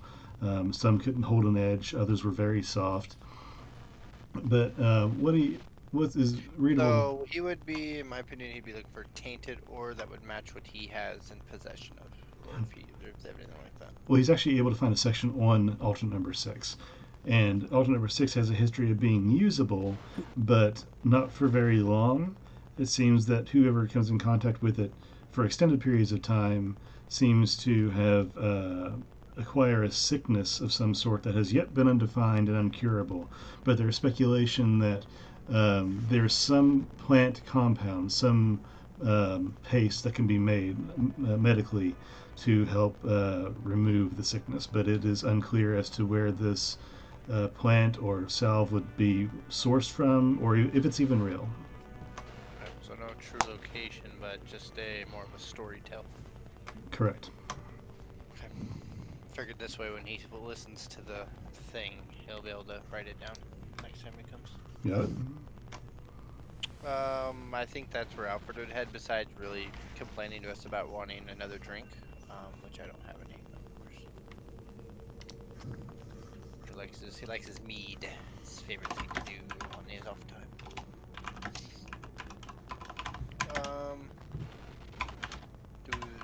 While I'm kind of studying, I'll use my head leak connection with everyone back.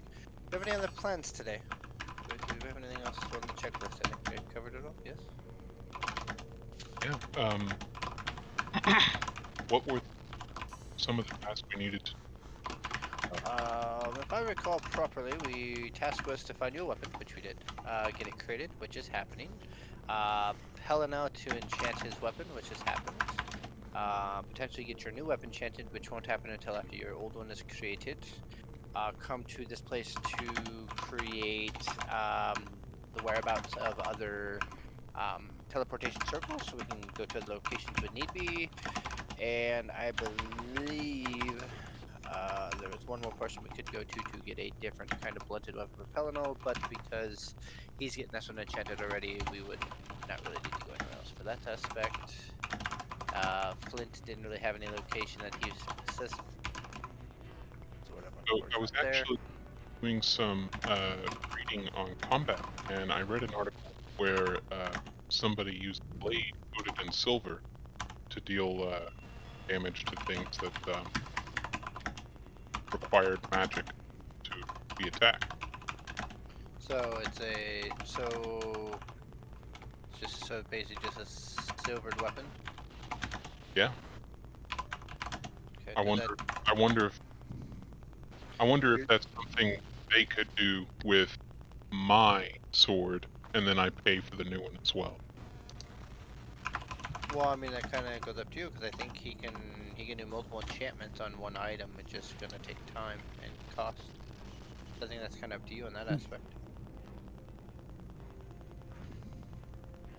When we go back to get my sword, I'm gonna ask about that. Well, the enchanter's here. You can always ask him. He would be able to tell you everything he could do, and if you want to add that, what kind of price, and if you really want to get the one that I got that we're getting etched with your name, and have that one, or just have that one for like a trophy with your label on it, and use the sharpening one and just add more modifications to this one instead. We could always do that too. So we don't have to wait as long in this place. Yeah, let me go and talk. Yeah, let me go and talk to the enchanter. And Ugbor then walks up to the counter. Hello there. Yes, is there something else I can help you with? Yeah. I was doing some reading back there, and I have this weapon, and Or pulls off the sword from his back. it's already got an enchantment on it, and I wonder if you could silver this weapon for me. If I could silver the weapon, I am not a smith. I am arcane and literarily inclined. To silver a weapon, you would need to take it to a smith and have them coat the weapon in silver and refire it. But it is not impossible. Okay. It would have the same effect of... helps. Yes, silvered weapons are able to be made much sharper and would act as a secondary enchantment for strength, essentially, if you're looking at the raw effect. For example, your friend's weapon here, and he picks up Pell's hammer. When silvered, you could extrapolate these fine points on the warhammer here, and these tips would be especially sharp and would effectively make this more damageable, making it double what I am able to put on it magically. Telling you basically that you can magically enchant it to give it +1, or have it silvered to make it +1, or combine the two for a +2 weapon. Wait, what? Or, You can do both. or you can have a better smith or a better mage give higher level enchantments or silverings. Whoa. Okay. So I'm pretty sure the sword I have is already. Grimsh's Fang was originally a sword of sharpness. It would seem so. So if it's already enchanted, I am not able to do duplicitous enchanting, but maybe somebody farther in skill than I am would be able to help you. Perhaps someone in Rowanwood would be your closest apt bet.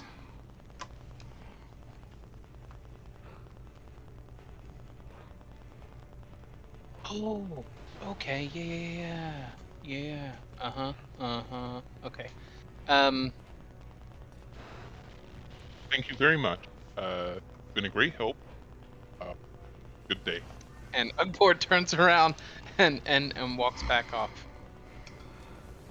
Not a problem. My name is Nokroli, by the way, in case you ever need to address me again. What was that name again? Nokroli. How do you spell that? Nokroli. Thank you.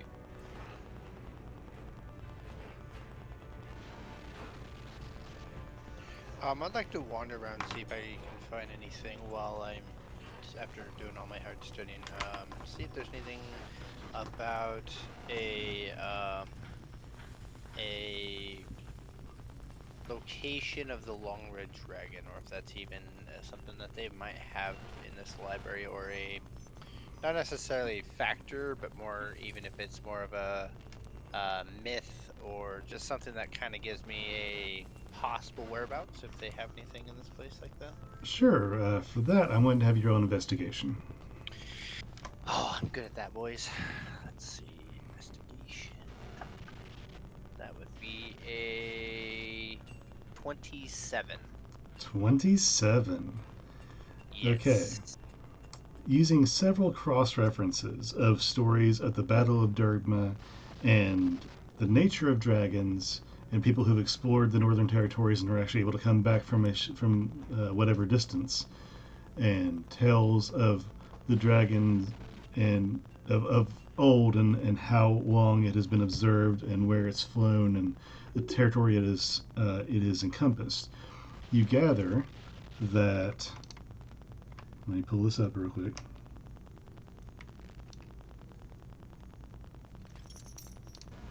You gather that the dragon's nest has to be, based on its territory and its seen flying locations, somewhere on the back side of the centralized mountain in the sand plate, right here.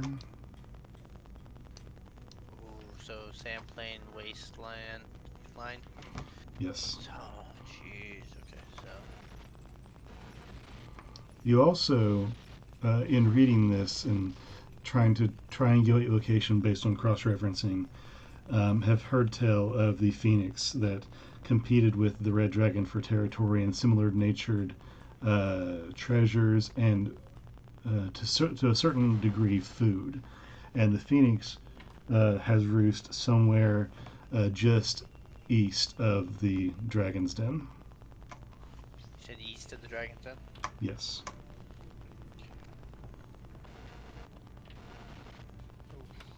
So much good stuff. And that's what you get with a 27. Yeah, I rolled an 18 with a +9. Bang. +9, they're great, boys. Yeah, that's really would.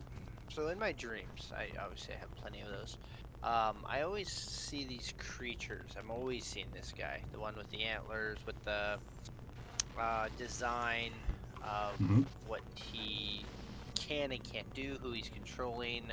Um, would I believe I would know what kind of darkness that would hold, or is that kind of just because you dream it, you really don't know? Like Yeah, what? being a vision, you don't know where the visions come from per se. Who provides them, what force, what gods are at play in this. Okay. But it's different than discerning something you're seeing in person. You see, instead of a an aura that you can discern its arcane nature, you would instead see a color. It's two-dimensional in that factor. So you're not able to really discern any magical nature about what you've seen other than the actions and the visual aspects of things. Uh, Such as you're able to clearly see the runes on these people and beings that you've seen in your dreams at some point. You're able to see those and correlate those to runes you see in real life and thereby dictate those things, but not necessarily the aura or the source or type of magic used thereabout. Okay.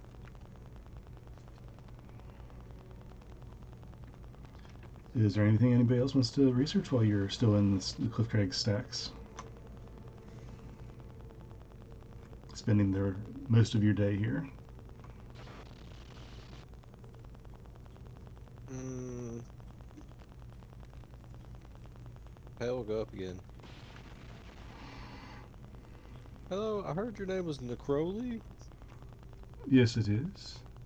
Do you know if there's any books about the memory tree here? That's in our storytelling section. It involves mythologies and large theories on deities and mythical places and things. That will be right over there, and he points over to section 13. We'll mosey his little way over there. I'll have you roll investigation as well. Oh, something I'm not good at. Well, myself guidance. Sure. There you go. So 16 plus. Because I don't have a d4 on me. I'm just going to roll it right here. So 19. 19 total. You're able to find one reference on the memory tree, and it's a poem of sorts that seems to be natured in almost a lullaby or a story that you would tell to children. And in short, the lullaby tells a story of a child who goes lost in the woods and ends up somewhere he didn't intend to be. And this place is the memory tree. And in the memory tree, there are trinkets and baubles and things galore for him to touch and find. And as he touching these, brings you home to a place you were never there in the first place. And baubles that hold memories and items that you can find. But the main takeaway from this is to not get lost lest you be found. And you can only access the memory tree's location in this regard. You can only find it if you're not looking at it or looking for it.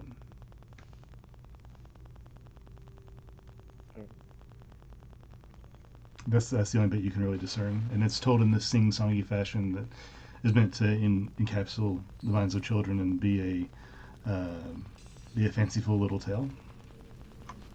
So you can't find it unless you're looking for it? You can only find it if you're not looking for it. Can only find it unless you are not. Okay.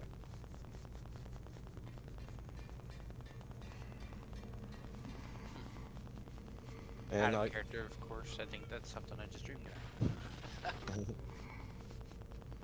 so in our little group chat, like Pell will tell them all that.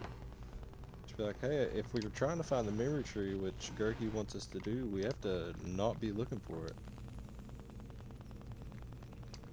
How does that make any sense? You know, I You know, what just if we- potentially had a dream about that tree last night.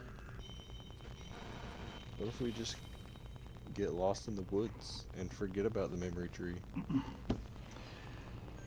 To my own detriment, I feel it necessary to remind Vorik that I believe you still have that that feature given to you by the deck of many things. If you still have that in your notes, if you ever want to use that.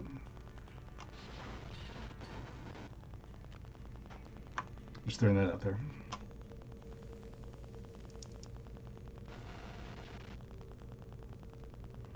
But aside from that, anything else that the stacks of Cliffcrag can help you with? At this time, it's probably reaching towards evening.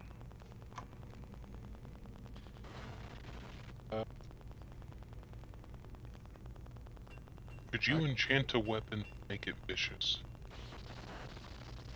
Make it vicious.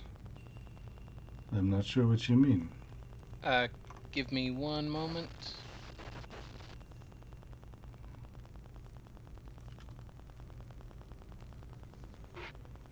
Yes, the vicious effect, when you roll a 20 with this magic weapon, the target takes an extra 2d6 slashing damage.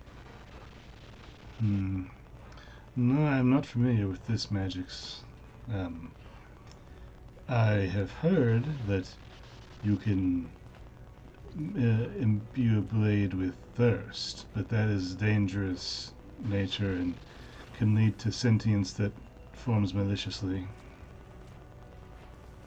An item imbued with a thirst would drain essentially the life force from a target and imbue you with this life source, but more often than not I read that this leads to the blade or the weapon in any regard to grow thirsty of its own in its own time, and over time gets so hungry that it develops a sentience that has to be put down. Sounds awful. Sounds awful. That's the closest thing that I have heard of, but I wouldn't know how to imbue that anyway, or the vicious thing you've mentioned. Well, that was all I had. Actually. Elle's gonna run back up to him. Before you reach him, he hears the steps. Yes. Hey, DeCrowley, do you happen to sell spell components here? No, I simply have knowledge, wisdom, and other useless things. Damn, I need spell components, not that. There are plenty places in town where you can get such components and elemental items. Do you know the closest one? Depends on what you need specifically. The best jeweler in town is a little no-beard that runs the he runs the crack shard, I believe it's called. He's not very well appreciated in town, but he does good work. If That you're is looking awesome. you're looking for other general items, you can go to the cold cupboard for some wax and rubber and flint and small ingots of material or generalized things like rope and candles and things. Let's say I need incense and 4 ivory straps. I would head to Sniffler's. Sniffler's is an alchemy shop that I frequent myself. Where's it at exactly? It's in the central west of town, just east of the main fountain in the center circle, if you're familiar. Alright. Hell just leaves. All right. And as you, nobody would see this, but as Pell leaves, he pulls out a bowl of salad from underneath the counter and just starts eating it as he's reading. Wow, a salad. It's very dangerous.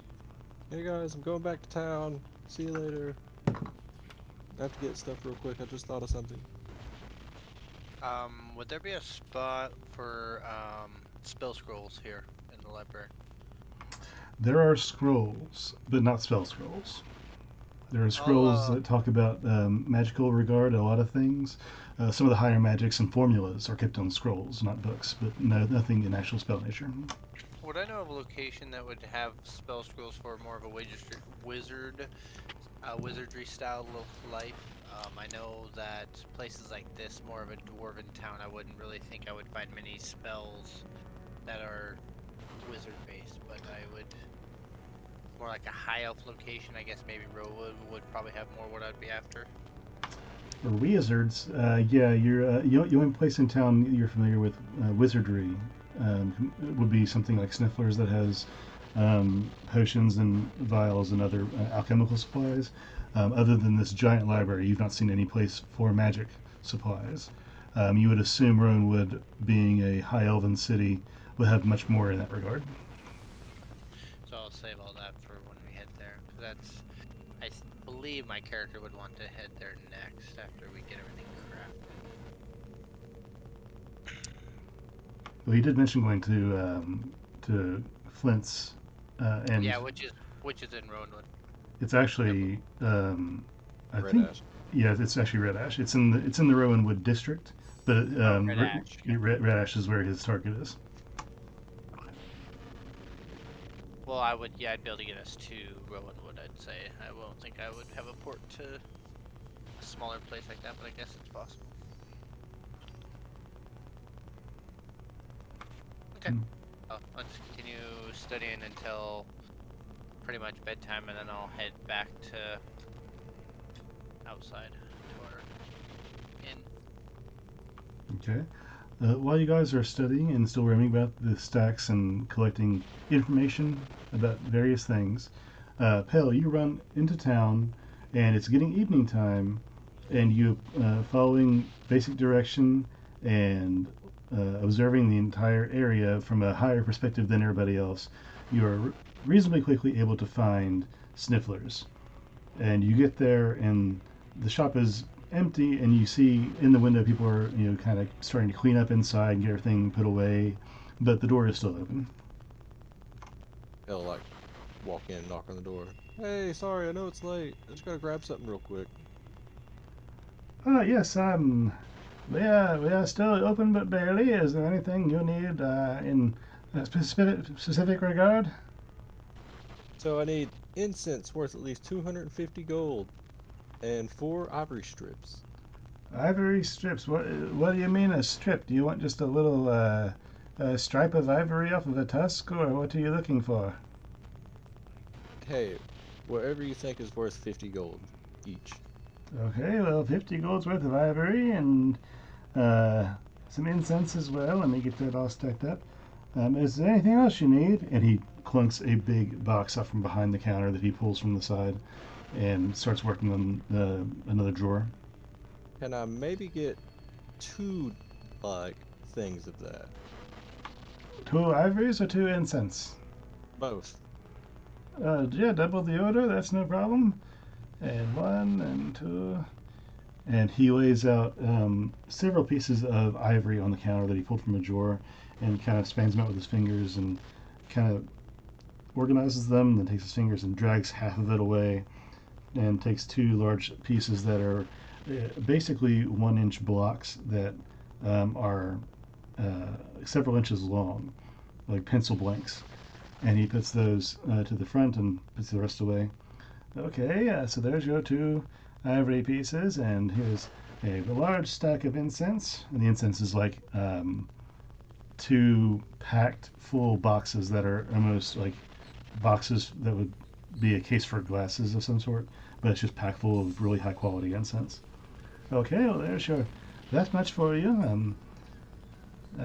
So yeah, that's I think that's everything you needed. Is there anything else you can get while you're here? Any bottles or vials you need empty for use later? Always good to have an empty vial. Sure, give me an empty vial. Sure, that's just an extra silver for that. All right. If anything else, we'll always be in town in business. So everything total 50-50 in the incense. Do you... Hey, Bill, What's up? do you think they have nets? Nets? Well, Ugbar wouldn't know where he's at. Oh, would he not? He didn't tell us? He said he went in town for stuff. Yeah, I did say that. He said he went in town for stuff? Yeah, for spell components specifically. Okay. Hey, Pel, you think you could pick up some nets while you're out? Nets? Yeah, just like 2 or 3 nets. Like fishing nets? Yeah, those would work. Hey buddy, I know this is weird, but do you have a gold reliquary worth at least 500 gold and fishing nets? No, I don't have either of those. The jeweled item, the gold item, you'd probably have better luck at the crack shard, and if you wanted nets, you probably would have to hit up the cold cupboard. But no, I'm sorry, I don't have those. Oh, he ain't got nets.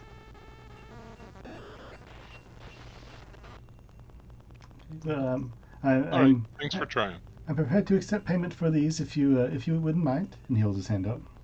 Yeah. So what is it? 600? He brought 250 gold pieces of ivory. How much incense did you get? I've forgotten. 2 of them. So 250 apiece. Okay. yeah. Yep, that would be 600 worth plus 1 silver for the vial. I'll just give him 601 because I don't have silver. Okay, no problem. Thank you for your patronage. Do you need a bag for any of that? And he pushes it forward. Yeah, give me a little bag. No problem. And he reaches behind the counter and gets a small burlap sack and puts the 2 blocks of incense and the vial and the ivory pieces in there, ties it up, and gives you a little pouch. He'll take that and just put it in his bag of holding. All right, thank you. Please come find us again if you have need. Hey, do you know if there's stables in this city? On the outskirts, towards the farms, I believe there are. I don't know of any names specifically, but there are some stables out there in that area. Oh, thank you. While Pell's doing that, anybody else have any final business in the stacks? No. Work, are you still with us? You haven't said anything in a minute. He's dead. I killed. Yeah, his thing went inactive. I don't know what happened, but Fell asleep. Possible. possible. People do that. He does work weird shifts, and a lot. So That's true. that so you're done with that. Everybody is done with the stacks, and it's about it's pretty late when you get out of the stacks. You leave the Vor Keep to go back to your assigned rooms that you have prepaid, I believe, for the week. Yes. Yeah. And you go outside, and it is nighttime in the city. Walking through, let me adjust everything.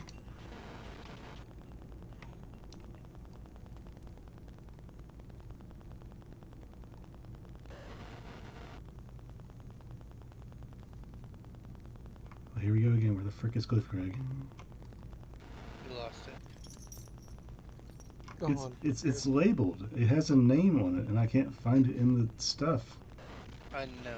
That's what you like to label it as. The unknown place. There's a lot of them that say unknown. No, get entitled. the Glyphcrag has a name, but I didn't bother naming all of the different dungeons and stuff. Oh, maybe that's why, because I misspelled it. God dang it. Okay.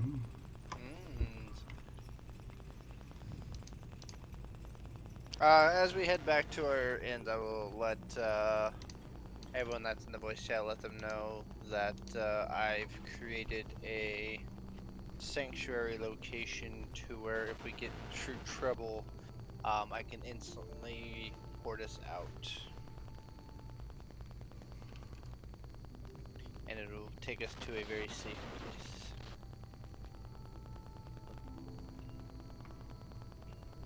It's something Pelinel might learn down the road.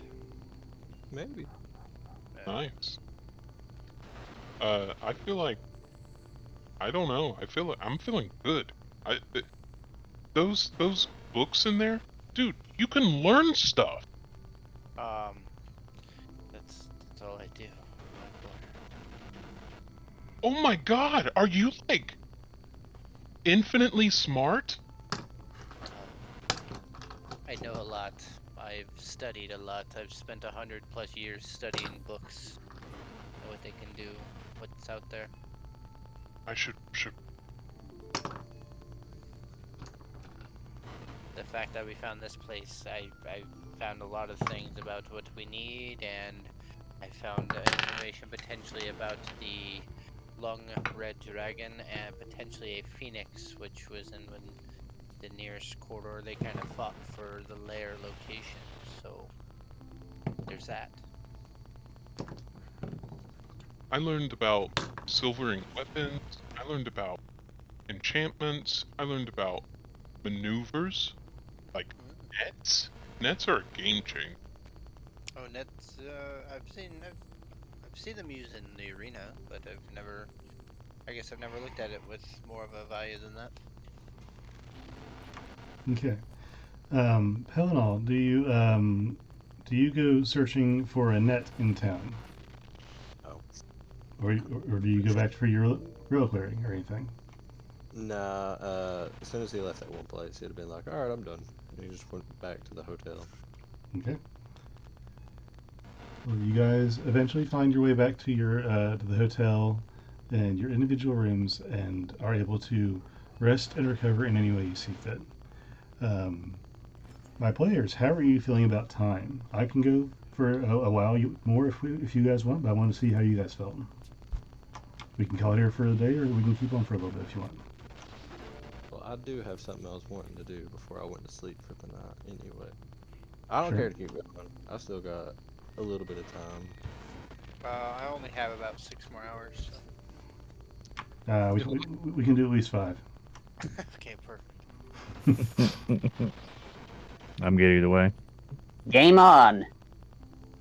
Hey, you're alive, Fanny.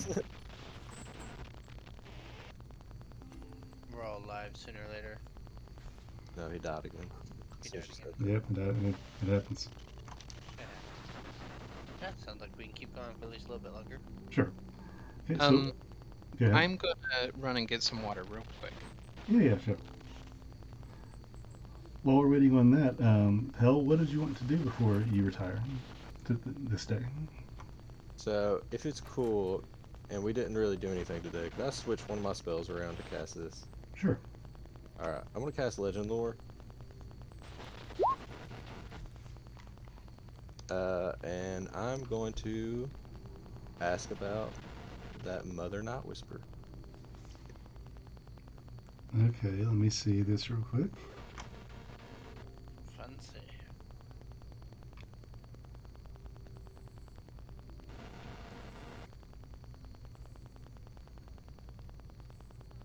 Okay, I gotta think about this one. Give me 1 second. Well, you see in let's water. see. I'll go pee real quick, so it gives you plenty of time to think. Sure.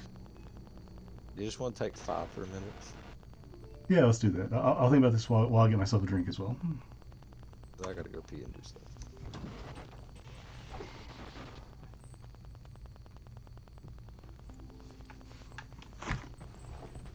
Alright, I'm back.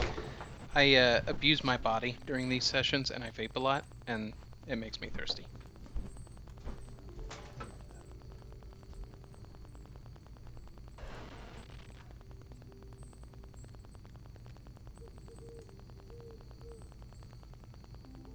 Did I share too much?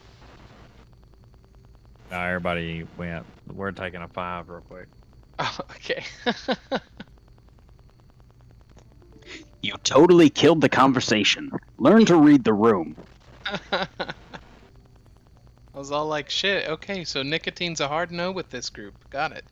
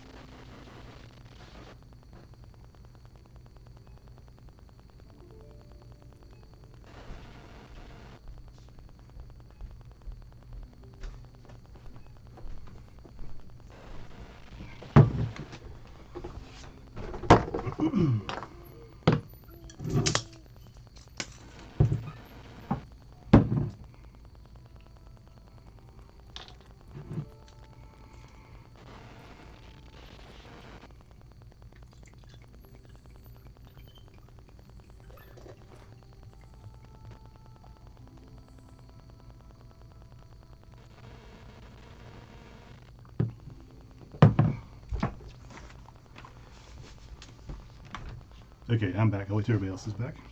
Yep, just made it back. Okay. Cool. Cool. Matt, you here? Yo. Okay.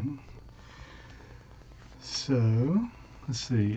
For example, okay. So you cast the spell and look at the moon and pray for some clarity in the subject. And your subject was Mother Night Whisper, correct? Mm-hmm. In Well, your let me- mind. Go ahead. Let me double check, make sure it's the right name. Yeah, okay. Okay.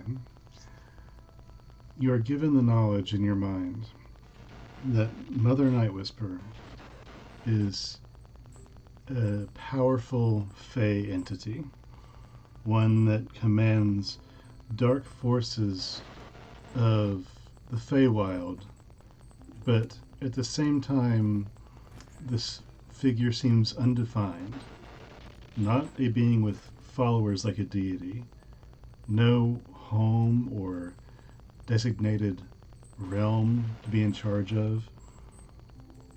There are rumors and stories told about this creature, this person of some sort, but none of them can agree on if the being even truly exists. Is this a story? Is it an excuse? Is it a pseudonym or an alternate identity for someone else? What forces do they control? What is their purpose? These all aren't known, but all of the information that you are given is that this person is in charge of dark fey creatures and seems to be intent on unleashing them into the mortal realm. And a lot of the history around this creature, this person, seems to be covered in shadow. Much of the knowledge, if there is any, has been lost or covered up. And it only stands to reason to you that this lines up with what Saloon has asked of you and what has been happening in the world recently. You can only assume that they're related, if not directly, then alternatively. That's what you get. Alright. And now if, like, I know everybody's in their room and stuff. It'll wait till the morning. I don't want to bug anybody right now. Okay. Is anyone else doing anything of note before you go to bed? Ugbor does his a slightly different calisthenic routine, more squats. All right. Flint, are you and Squimbly doing anything? No, we're having an early night. All right. Finding your own rooms yet again, and Hell doing his meditations, and everyone finding their own degrees of rest. You retire very comfortably after having a day in town of learning and shopping and strengthening yourself in various ways. Not always in force, but in knowledge today. You find rest and have another long rest under your belts, and you wake up very much the same way you did the previous day. The weather is very fair, although a little cloudier today than before. And the new day in Cliffcrag is yours. So we have another, about half, so this whole day, or just half this day, right? Tonight you should be able to get your weapon, right, Pelino? Yeah, but Ugbor gets his like tomorrow, doesn't he? Or it's Ugbor. Well, he said day and a half. No, so yeah, it should be tonight. yes, later on this evening, we should be able to go there, and they'll have it ready. Have you decided what you're gonna do with your weapons yet? Which one you're gonna increase, which one you're not, or? I think I'm going to increase the one we're having. Okay, cool. This one is nice, but I'm ready for new stories. I figured if we customize it with you and, you know, Alfred loves to call you Giant Slayer, so I figured it'd be a nice touch to put on the hilt. That was.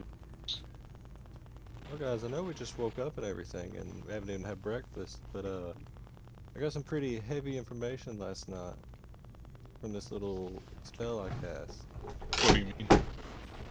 So, you know, I don't want to sound weird, but you know, my goddess has talked to me before, and she asked me to find this. Well, hold on, wait a second. Vort, Yep. can you do the group chat mine? We'll do it in there. Did you almost Hey. do an oops? Ugbor, do a wisdom save for me. Okay, wisdom save incoming. And normal. What'd I get? 18? Gotcha. Okay, proceed. Alright, so, now in the mind space. So yeah, my goddess talked to me like a long time ago, really like before I met all you guys. And she wanted me to find this dark fae called the Mother Night Whisper. Yeah, I didn't really know much. I was a little bit weaker back then, so I couldn't gain as much information. But I asked about it last night through some of this, some of that stuff I went and got. And, you know, not much is known about her. And I ain't gonna lie, Dustin, I forgot a lot of what you said. So I'm just gonna paraphrase, just say that everything that you said, I'm just gonna relay it to him. Just know that she's like not really known, but it seems like she could be behind like all the dark fae like attacking like the world and shit. Was it Dark Fae attacking Sundark? Yeah, like those So that guys. Was, that was Dark. So they were Dark Fae. They were not demonic or anything. They were just Fae. I think Gurky told us they were fake. Yeah, as well as Gurky. It's true. Oh, Dark Fae. Interesting. Did we see any of them like shapeshift or anything while we were running? Yes, actually, you did initially see a crowd moving, and you saw people dropping, and they were being stabbed by somebody who kept changing form in the middle of the crowd.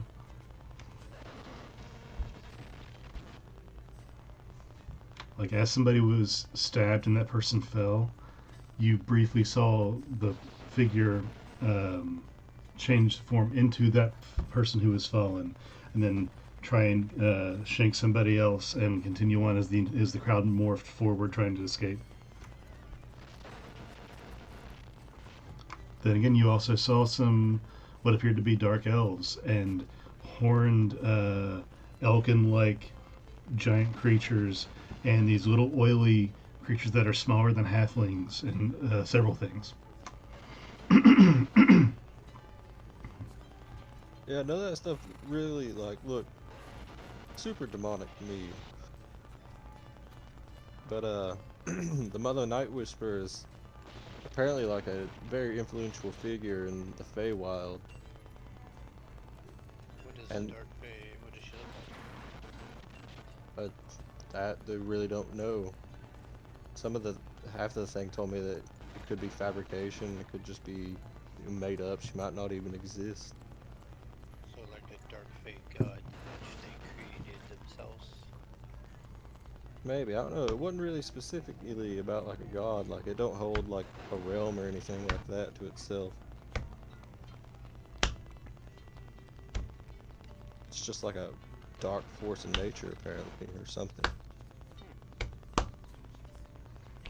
But I feel like that's like, at least we kind of have a name, maybe, to who was behind Sunder.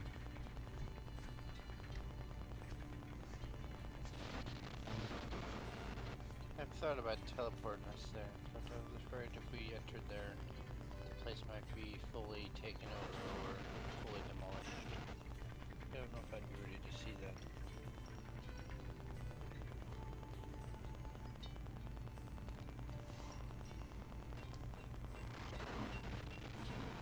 Flint, this morning, as you guys are waking up and establishing yourselves and talking about this vision that Pell had, or something, you get a voice in your head.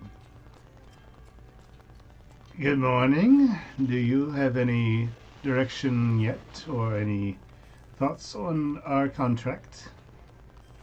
Anything you need from me?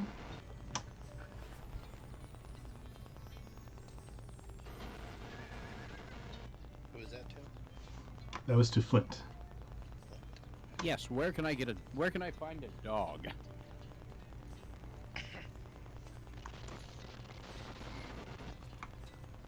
After a pause, Vorik, you hear a voice in your head. Tell Flint I do not know where to find a puppy nor why he needs one. I am very curious now.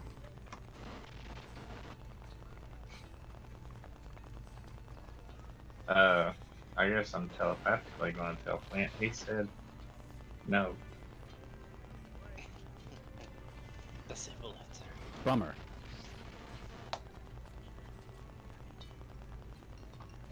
Who said no about what?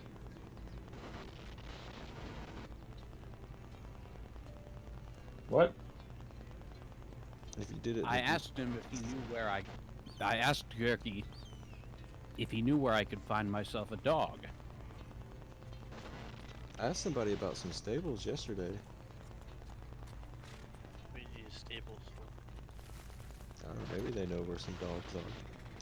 And the stable have like horses and like I guess technically we're dealing with dwarves. I guess that would be like goats or rams. Or a little pony. Yeah, We could probably ride a little rams. pony. Most likely rams. A large dog, an axe beak, a small pony, anything would work. I just What need to about a move ram? faster. Rams are fast.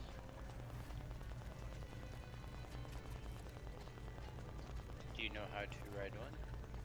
Ride a what? A ram. A ram? Yes. It's a goat with horns. Never ridden one before. And you know how to. Never mind. Okay. I will tell Gurki of one update just because it is on our list of things now that we're on a new morning. I will speak into my stone to Gurki and I'm going to make it very simple in my writing. I'm going to say update Long Red Dragon Lair, Sand Plate, Middle Mountain, High Possibility. And that's all I'm going to say. You get a reply. Very good information. Slightly more accurate than I had. Keep me posted. I'm going to do it once so I don't reply.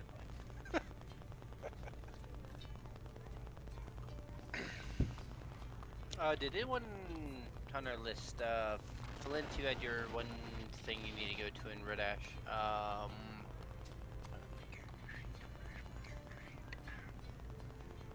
have notes in way too many places.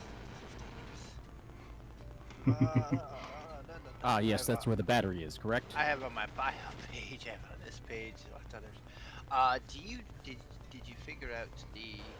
No, we talked about the memory tree.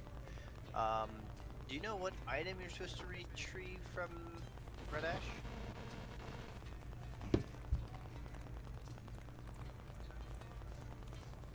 Or are you able to share this Sorry? You're supposed to. You have an item retrieve from Red Ash. Yes, the battery, correct? You have to deal with a Mr. Foster. Yes. Yes, you were told that Jacob Foster, the one who is supposed to be supplying your Phoenix Core, did not deliver, and he's in Red Ash. Did you say Phoenix Core? You didn't hear that. Okay,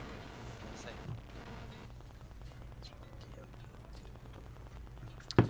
Alright, well, I mean, I guess tonight, if you guys want to, I believe I have the teleportation spell accurately enough. We could, after we pick up the items for Ugbar and Helena, we could potentially teleport to Rowanwood.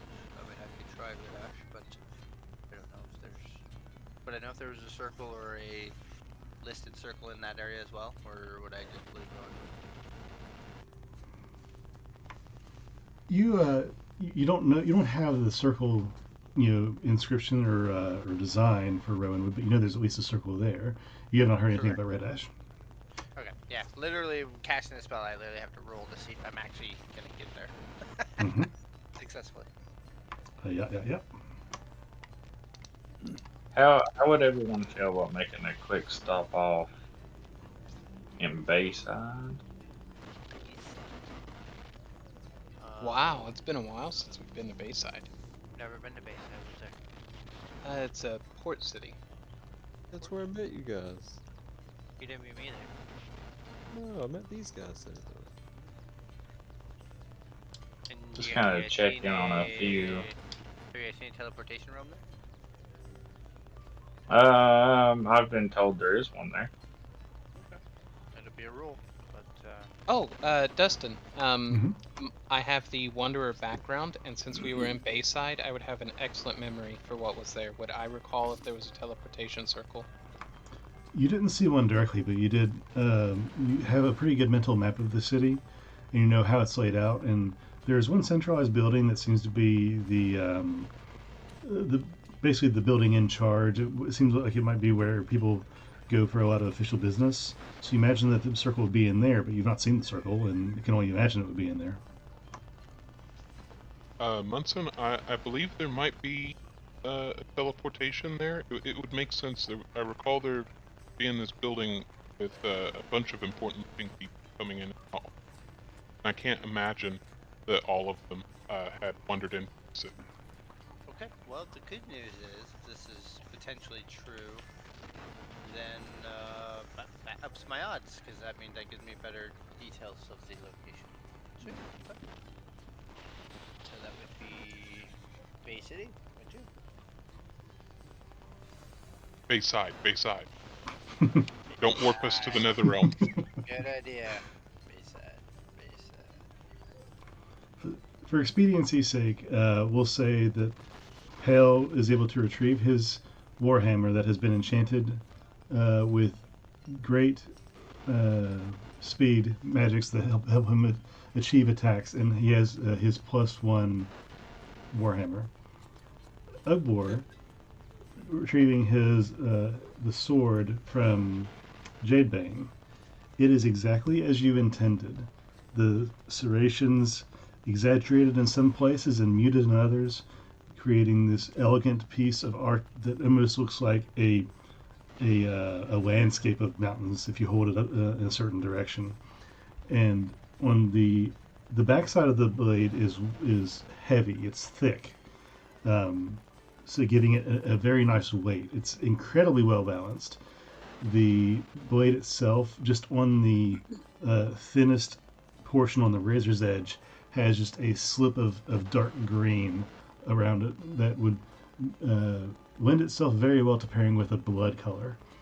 And Ugbor is inscribed in Dwarvish style font on one side of the guard. Flipping over, you see Giant Slayer on the back, and the handle is a twisted steel that is pulled down into a gnarled root style ball on the end of the handle, and it's wrapped in a very soft goat's leather.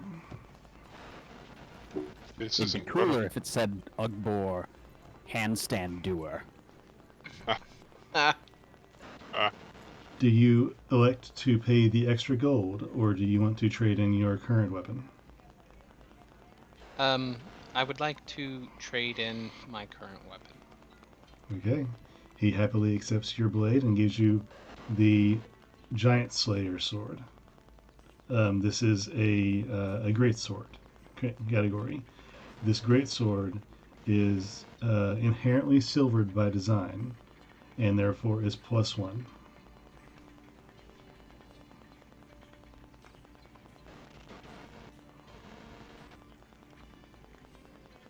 So with that done, your blades are collected. Well, I should say weapons are collected. What is your current nature for the day? Or for the rest of the day? Are we planning on upgrading? Thinking anywhere? Are we planning on upgrading your weapon again, Ugbor? Is that still planned? Yes, it is actually. Okay. Watch this. I grab everybody. Everyone volunteer to come with me. Yes. Yes. Flint, Helena, Warwick.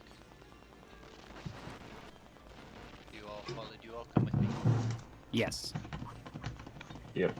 Okay, I grab everyone. My spellbook turns green, and I cast Word of Recall and port us into the library. You guys all just feel a tug in the middle of your chest, and you instantly pop into the Cliffcrag stacks as your eyes adjust to the new darkness. Has to be aisle 43 though. Yep, in aisle 43 specifically. Yes, that's where I put it. Okay, we're here. All right, go Ugbor. Do your thing. That was amazing.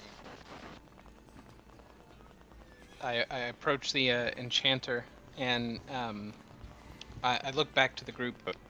What was the enchant name again? Thirst? Helena got it.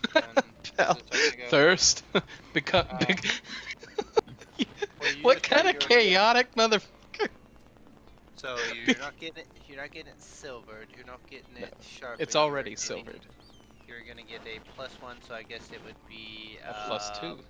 a +2, which I think the enchantment would have been. What did he say yours was, Pelno?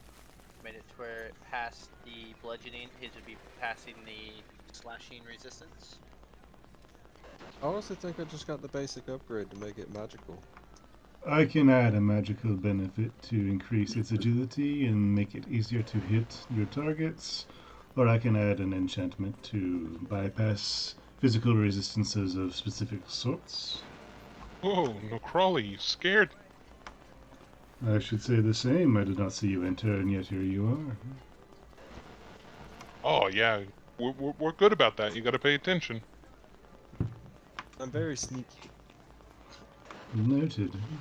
On his hands. Had So, to- I have this new weapon, and I wanted to know, could you make it better? And Ugbor shows this master crafted awesomeness. Oh, very, very fresh off the forge, I see. Yes, I could add a base level enchantment for it, but in all honesty, a blade of this quality, you might want to take it to someone to have a better enchantment put on it than I can bestow. Of course, I am willing to do it for a fee, but if you were so inclined and heading to the Rowanwood direction, specifically at the Diverseum, I'm sure they have some students who would love to see the action performed. Munson, Munson, Yes. What? write down Diversium. Diversium? Yeah. It's this place in Rowanwood, and they're saying that they have even better enchantments. So Diversium Road. Check. I got it down. Would you like me to perform the enchantment, or would you like to wait for a more skilled artisan? You seem like a really trustworthy guy, and I'm gonna take your advice.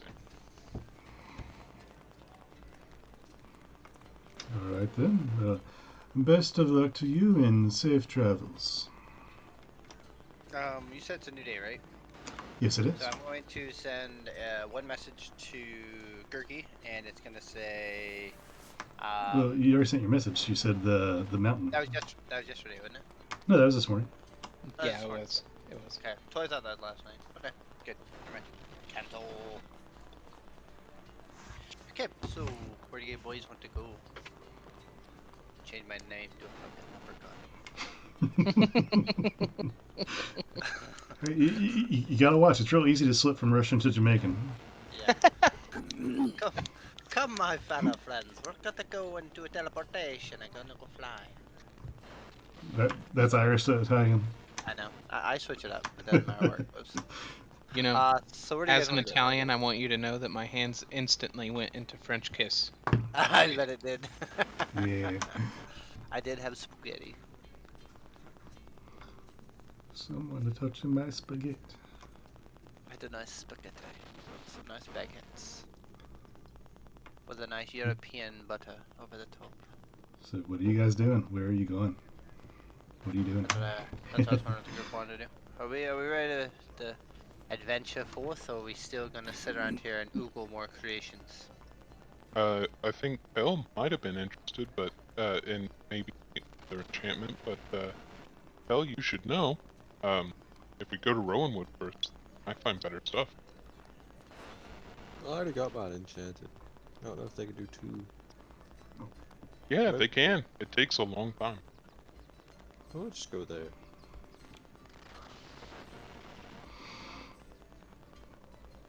Flint? Sorry. Flint, are you ready to go to Rowanwood, sir? Yes. Let's go. Okay, now. Is this a percentile dice, Dustin, or what would you... How would Okay. you want to play this out? Everybody's agreed to go to Rowanwood. First, let me ask you, where are you drawing your circle at? Just on the library floor? I'm gonna draw it over my recall one. Obviously, recall's gonna stay there, but I'm gonna do it right over the same spot. Takes 1 minute to develop. Okay. So, let's see here. Am I looking at the? Let's see. This is the interpretation circle. Usage.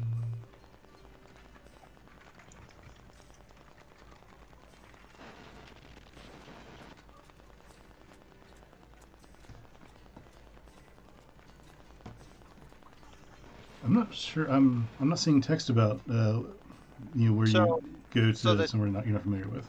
X indicates more of a. You can teleport to a place if it had a teleportation circle, so it addresses the idea that if there Mhm. is one in Rowanwood, when I port in, it would automatically port me to that location. I can't pick a different spot. I can create the circle anywhere I want, but to go to a already addressed one, if I know the Mhm. rough location when I port in, it will take me straight there. And I believe if I don't know and I just try to roll, then it's like a percentile. If I roll too low a percentile, then it would potentially just fail the spell. Right. Because I read it and you said that it sounds like there potentially could be one, it sounds like I could port to center of Rowanwood and it would just take me to the teleportation. But I didn't know if you want to do Well- that or if you wanted to have more fun with like trying to roll and take chances. I will tell you what, because you learn the spell by tuning to the book, to the Atlas. Correct. When you, in the text in the next to last paragraph, when you first gain the ability to cast this spell, you learn the sigil sequences for 2 destinations on the material plane designated by the DM. Correct. You can learn additional sigil sequences during your adventures. You can commit new sigil sequences to memory after 1 minute. You can create a permanent teleportation circle by casting a spell in the same day, in the same location every day for a year. Da, da, da, da. So, when you learn this, you gain 2 sigils. And here's what I'm going to do. I'm going to get a note card real quick. I'm going to write down some locations. I'm going to have you roll a die. Okay.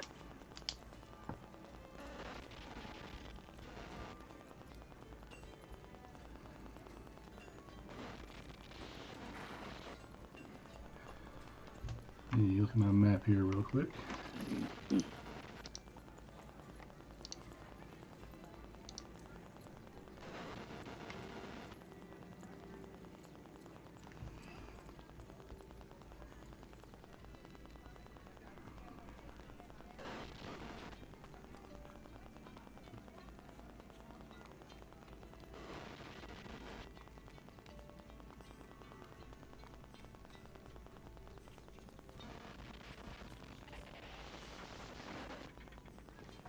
Okay, I'll have you roll a d6 twice for me. Okay. We'll go with D6s. Alright, first one will be it's over there. A 6. Okay. And the second one will be a 1, the highest and the lowest. Oh, wow. Okay.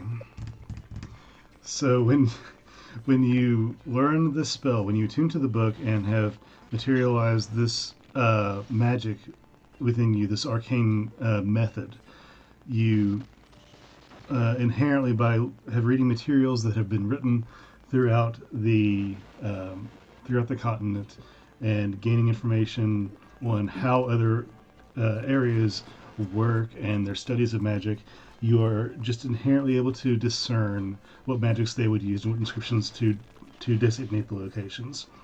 And you have the you now have the design in your book, in the spellbook, to reference for the teleportation circle in Elacra and Brighton. Brighton and Oraka? Yeah, Elacra and Brighton. Yes. Elacra being the capital city of the Empire. You don't know where in the city that teleportation circle is. And Brighton being the religious capital of the Empire. Again, not knowing where the circle is, just knowing the inscription. Okay,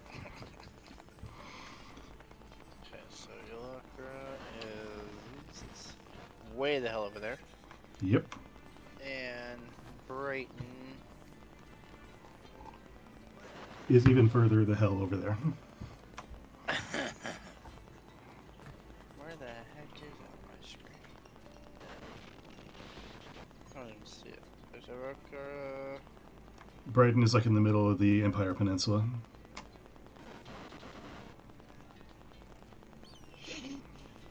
Oh, so that doesn't help us at all.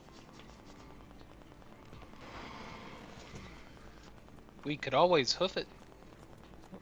I heard about those stables. We could just go get some horses and ride over there. Let's see. Looks like But from... that's expensive. Well, it looks like from Cliff Crag, if we head east, we could get to Red Ash.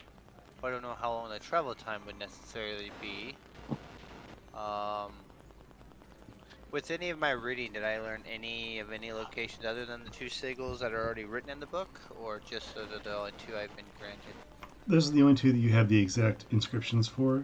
You would know that there exist others in Bayside, Sunder, Cliff Crag, and Rowanwood, but maybe others, surely others, but you don't have the inscriptions for this. Well, we came in on Cliff Crag. Would I have been able to get it through the teleportation circle we came through, or do I need to actually go to somebody that would have it? You would need to go to the circle and look at it for a minute, or see the inscription written, or have someone draw it for you and look at it for a minute. Okay. I would probably go to the Cliff Crag portal and get that studied before we took off. And then I will inform them that the 2 places I've read in my new book is actually the Empire's side is all he has given me granted permission as I attune to this book. Okay. Brighton and Valakra are the 2 places I could most likely port us to with no problem. Now, Which does not help us. I have to read the text when I can focus on it better, but I will say it does just make sense, and I have seen it before, where you can roll a percentile dice to see how close you can get to a location without knowing or have seen it before. Yeah, So- that's why I was saying percentile. Like there should be. Yeah. I feel like there should be a critical fail chance where we go Well, somewhere that's on- else. Well, there's you could critical fail that, or you'd also just fail the spell in general. Mhm. It could run both directions. I mean, we could run that if you guys want. I can roll if you want to give me a percentile. We can just wing it and see if I get Rowanwood. I would say that's up to the DM. Yep. Yeah, I'm good with that. If you guys wanted to do that, we can roll percentile for a location that What you've not seen. What percentile am I looking for? Greater than a certain number? We'll say if you get within 100 to 90%, you get the exact location that you're intending to go. Okay. If you're 80 to 60, you get within a mile of where you're intending to go. Okay. 60 down to, we'll say 30, is 10 miles away from where you intend, and below that is a failure of the spell. You shunt somewhere like inside of a structure, like a mountain or a rock under the earth, and you take force damage, and they're shunted back to your original location. Okay. I will take that chance. And You guys want to take a chance with me? and we'll say it operates the same way as another spell that I can't think of. Like if you've been there before, you get a plus. What was that, Dimension Door? I think it's Dimension Door or something. Yeah. But yeah, you get a modifier based on if you've been there before, if you've seen drawings of it, if you've heard about it, or if you don't know of anything about it. Okay. Are we ready? Everyone ready? Yeah. Yeah. Ready to sure, take why the not? chance? Yep. Okay. Okay. First, tell me where you're going. Are you going to Red Ash? I'm gonna Rowanwood? try to get to. Are you going directly to Jacob Foster? Rowanwood. Or I'm gonna try Rowanwood. okay. That would be a. Honey, you want to read that for them out loud? What's my percent? Hold on. I'm gonna let her read it so you know it's real. Alright. Just pause it. 86. 86. 86 is what I rolled. Okay. So 1 moment. Oh. That's a percentile chance of landing in the right location for teleportation.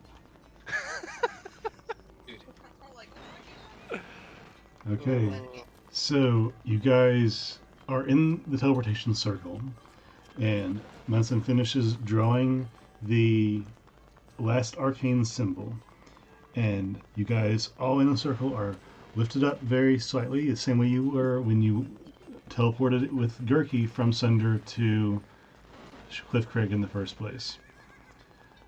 And as soon as you're lifted off the ground, you feel weightlessness take over you, and then a very heavy denseness, and you're forced back down to earth after you go through this transition of like darkness in your mental state.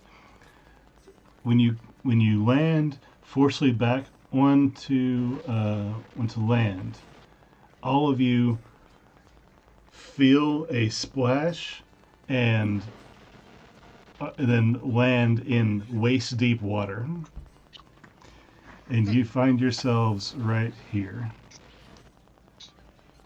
Right on the edge. just on the shoreline of Rowanwood, on the shore there.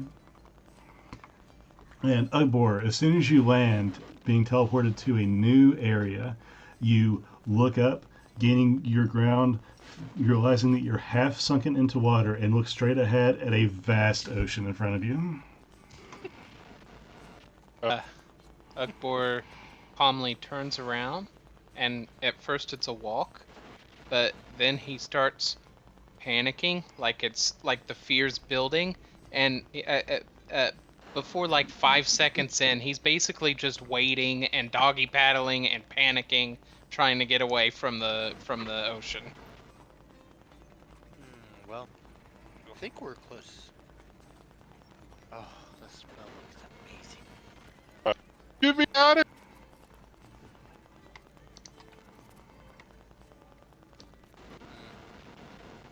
He doesn't like water, I take it. Yeah, he gets like this sometimes.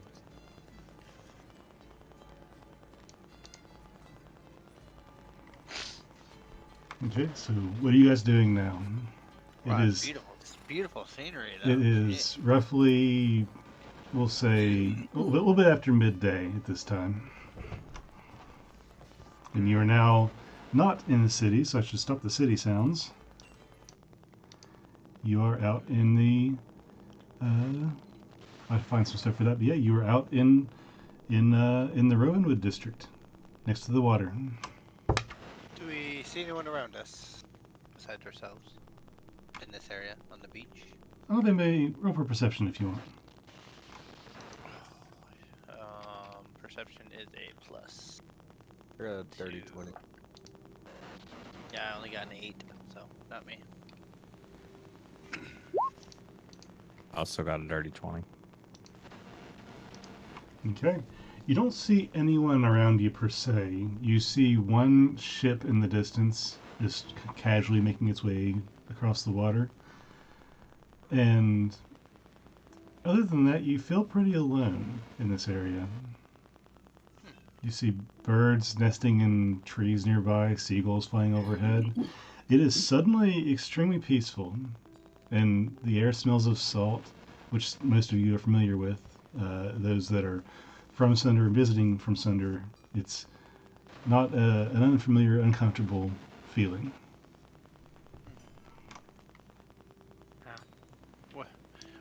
This is a weird question, guys. But what do you think about camping out here for one night? Just enjoy the scenery, the quietness. No loud vendors, no loud rumbling, no weirdness, just calm ocean sounds. I'll tell you what I think. I think you're fucking crazy. I'm what? Fucking crazy. I'm crazy because I like calmness? Come on. You touched a little bit of water, Akbar. You'll be fine. This place is awful. Oh, you should have seen what we had to deal with to get him on a boat. I take it was quite bad.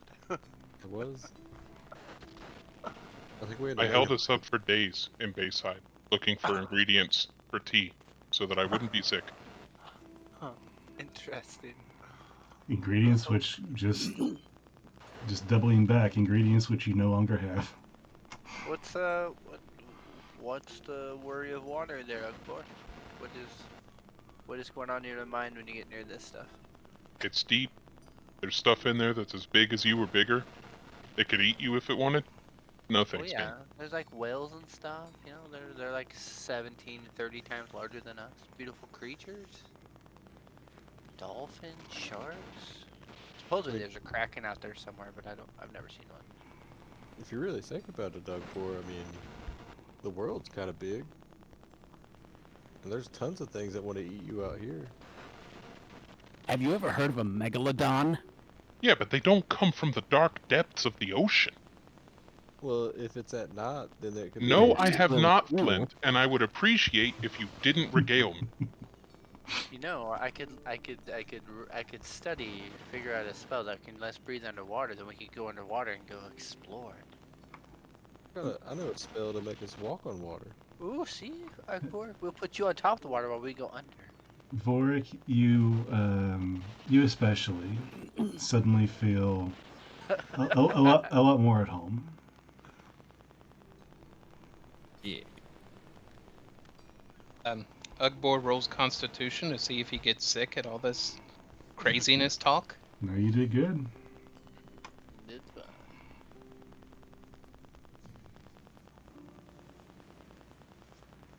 Okay, so we'll put it up for suggestion, as Akbar has pretty much said gross, disgusting, crazy. What does everyone else wish to do in this quiet time of enjoyment?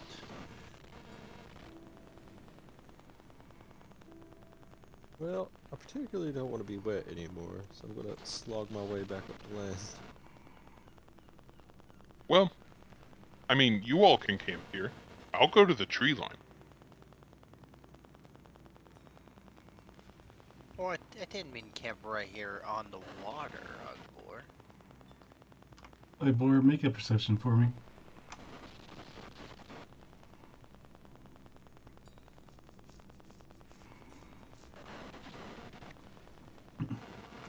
After walking a few feet inshore, getting sand all over your recently wet body, you walk past the sand onto some grass, and you crest a dune that separates this small little beach from the grass above. Once you crest the dune, you walk over another little knoll onto some flat dirt and grass. Sandy dirt, but dirt. And you look around, probably 75 feet from your friends at this time, and look around and see little more than plains and grass for at least a mile or so. The next tree line is way off in the distance, and next to that tree line you see small little jags of structure. Ugbor walks back to his friends, and upon returning to the group, he goes, Yeah, it's tree line's not far enough away from the water. That's going to be an go from. Well, the tree line's just a little ways down, yes? How far is it? Oh, it's just it's too close. It's and he kind of like arbitrarily makes some measurements. with like his hands and stuff. Oh, of course. Listen, just come here, buddy. Come here. He'll bring him in for a hug. Poke has calm emotions. Hold on. Yeah, I'm gonna cast calm emotions.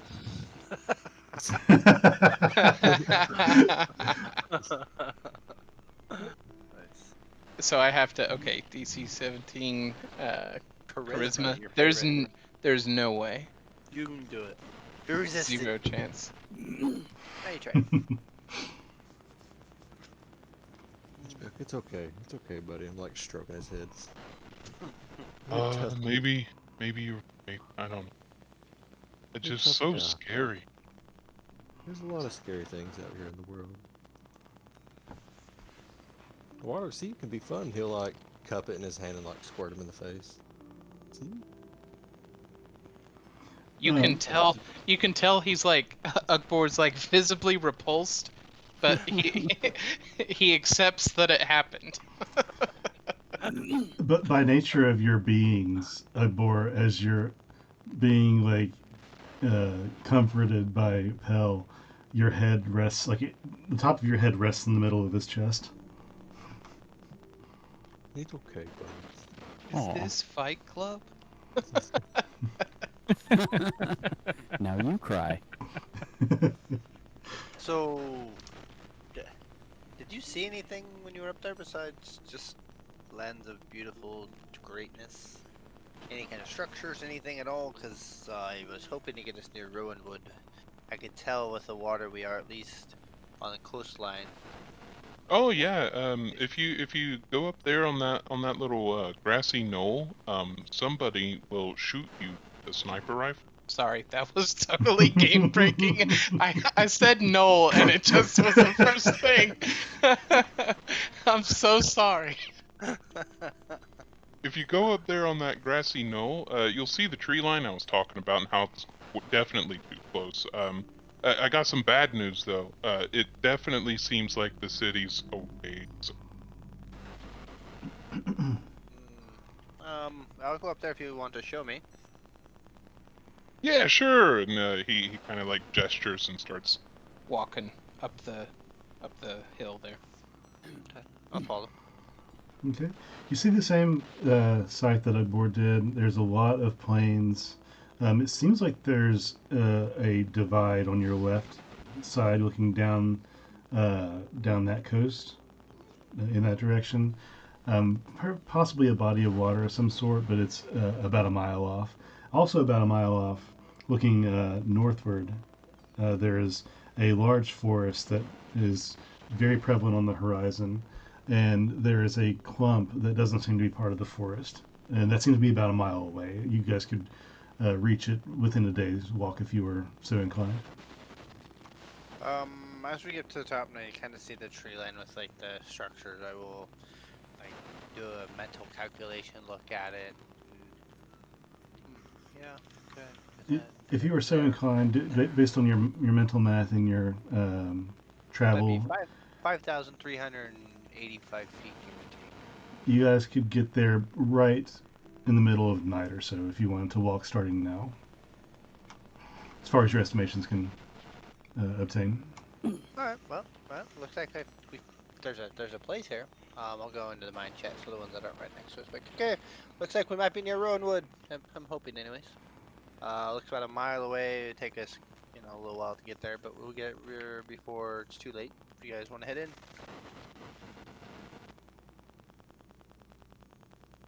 Yeah, I mean, it gets us farther away from the ocean, so it's not being a scaredy cat. Ugbor's already walking in the direction.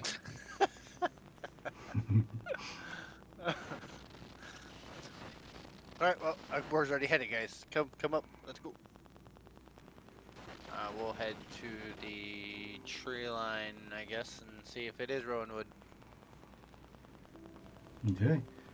And off you guys set, facing this ambiguous tree line in the distance on the horizon, with about a mile's walk ahead of you, and the sun is starting to set. And as you journey across these grassy plains, there's where we will pick up next time. Oh, Can't believe I rolled that well. You have a lot of fears, don't you, Ugbor? yeah, so when I was putting this character together, I was so worried that I would be a noob and destroy parts of the game that I was like, okay, I need to give this character something to take my mind off of that. So I gave him a bunch of problems.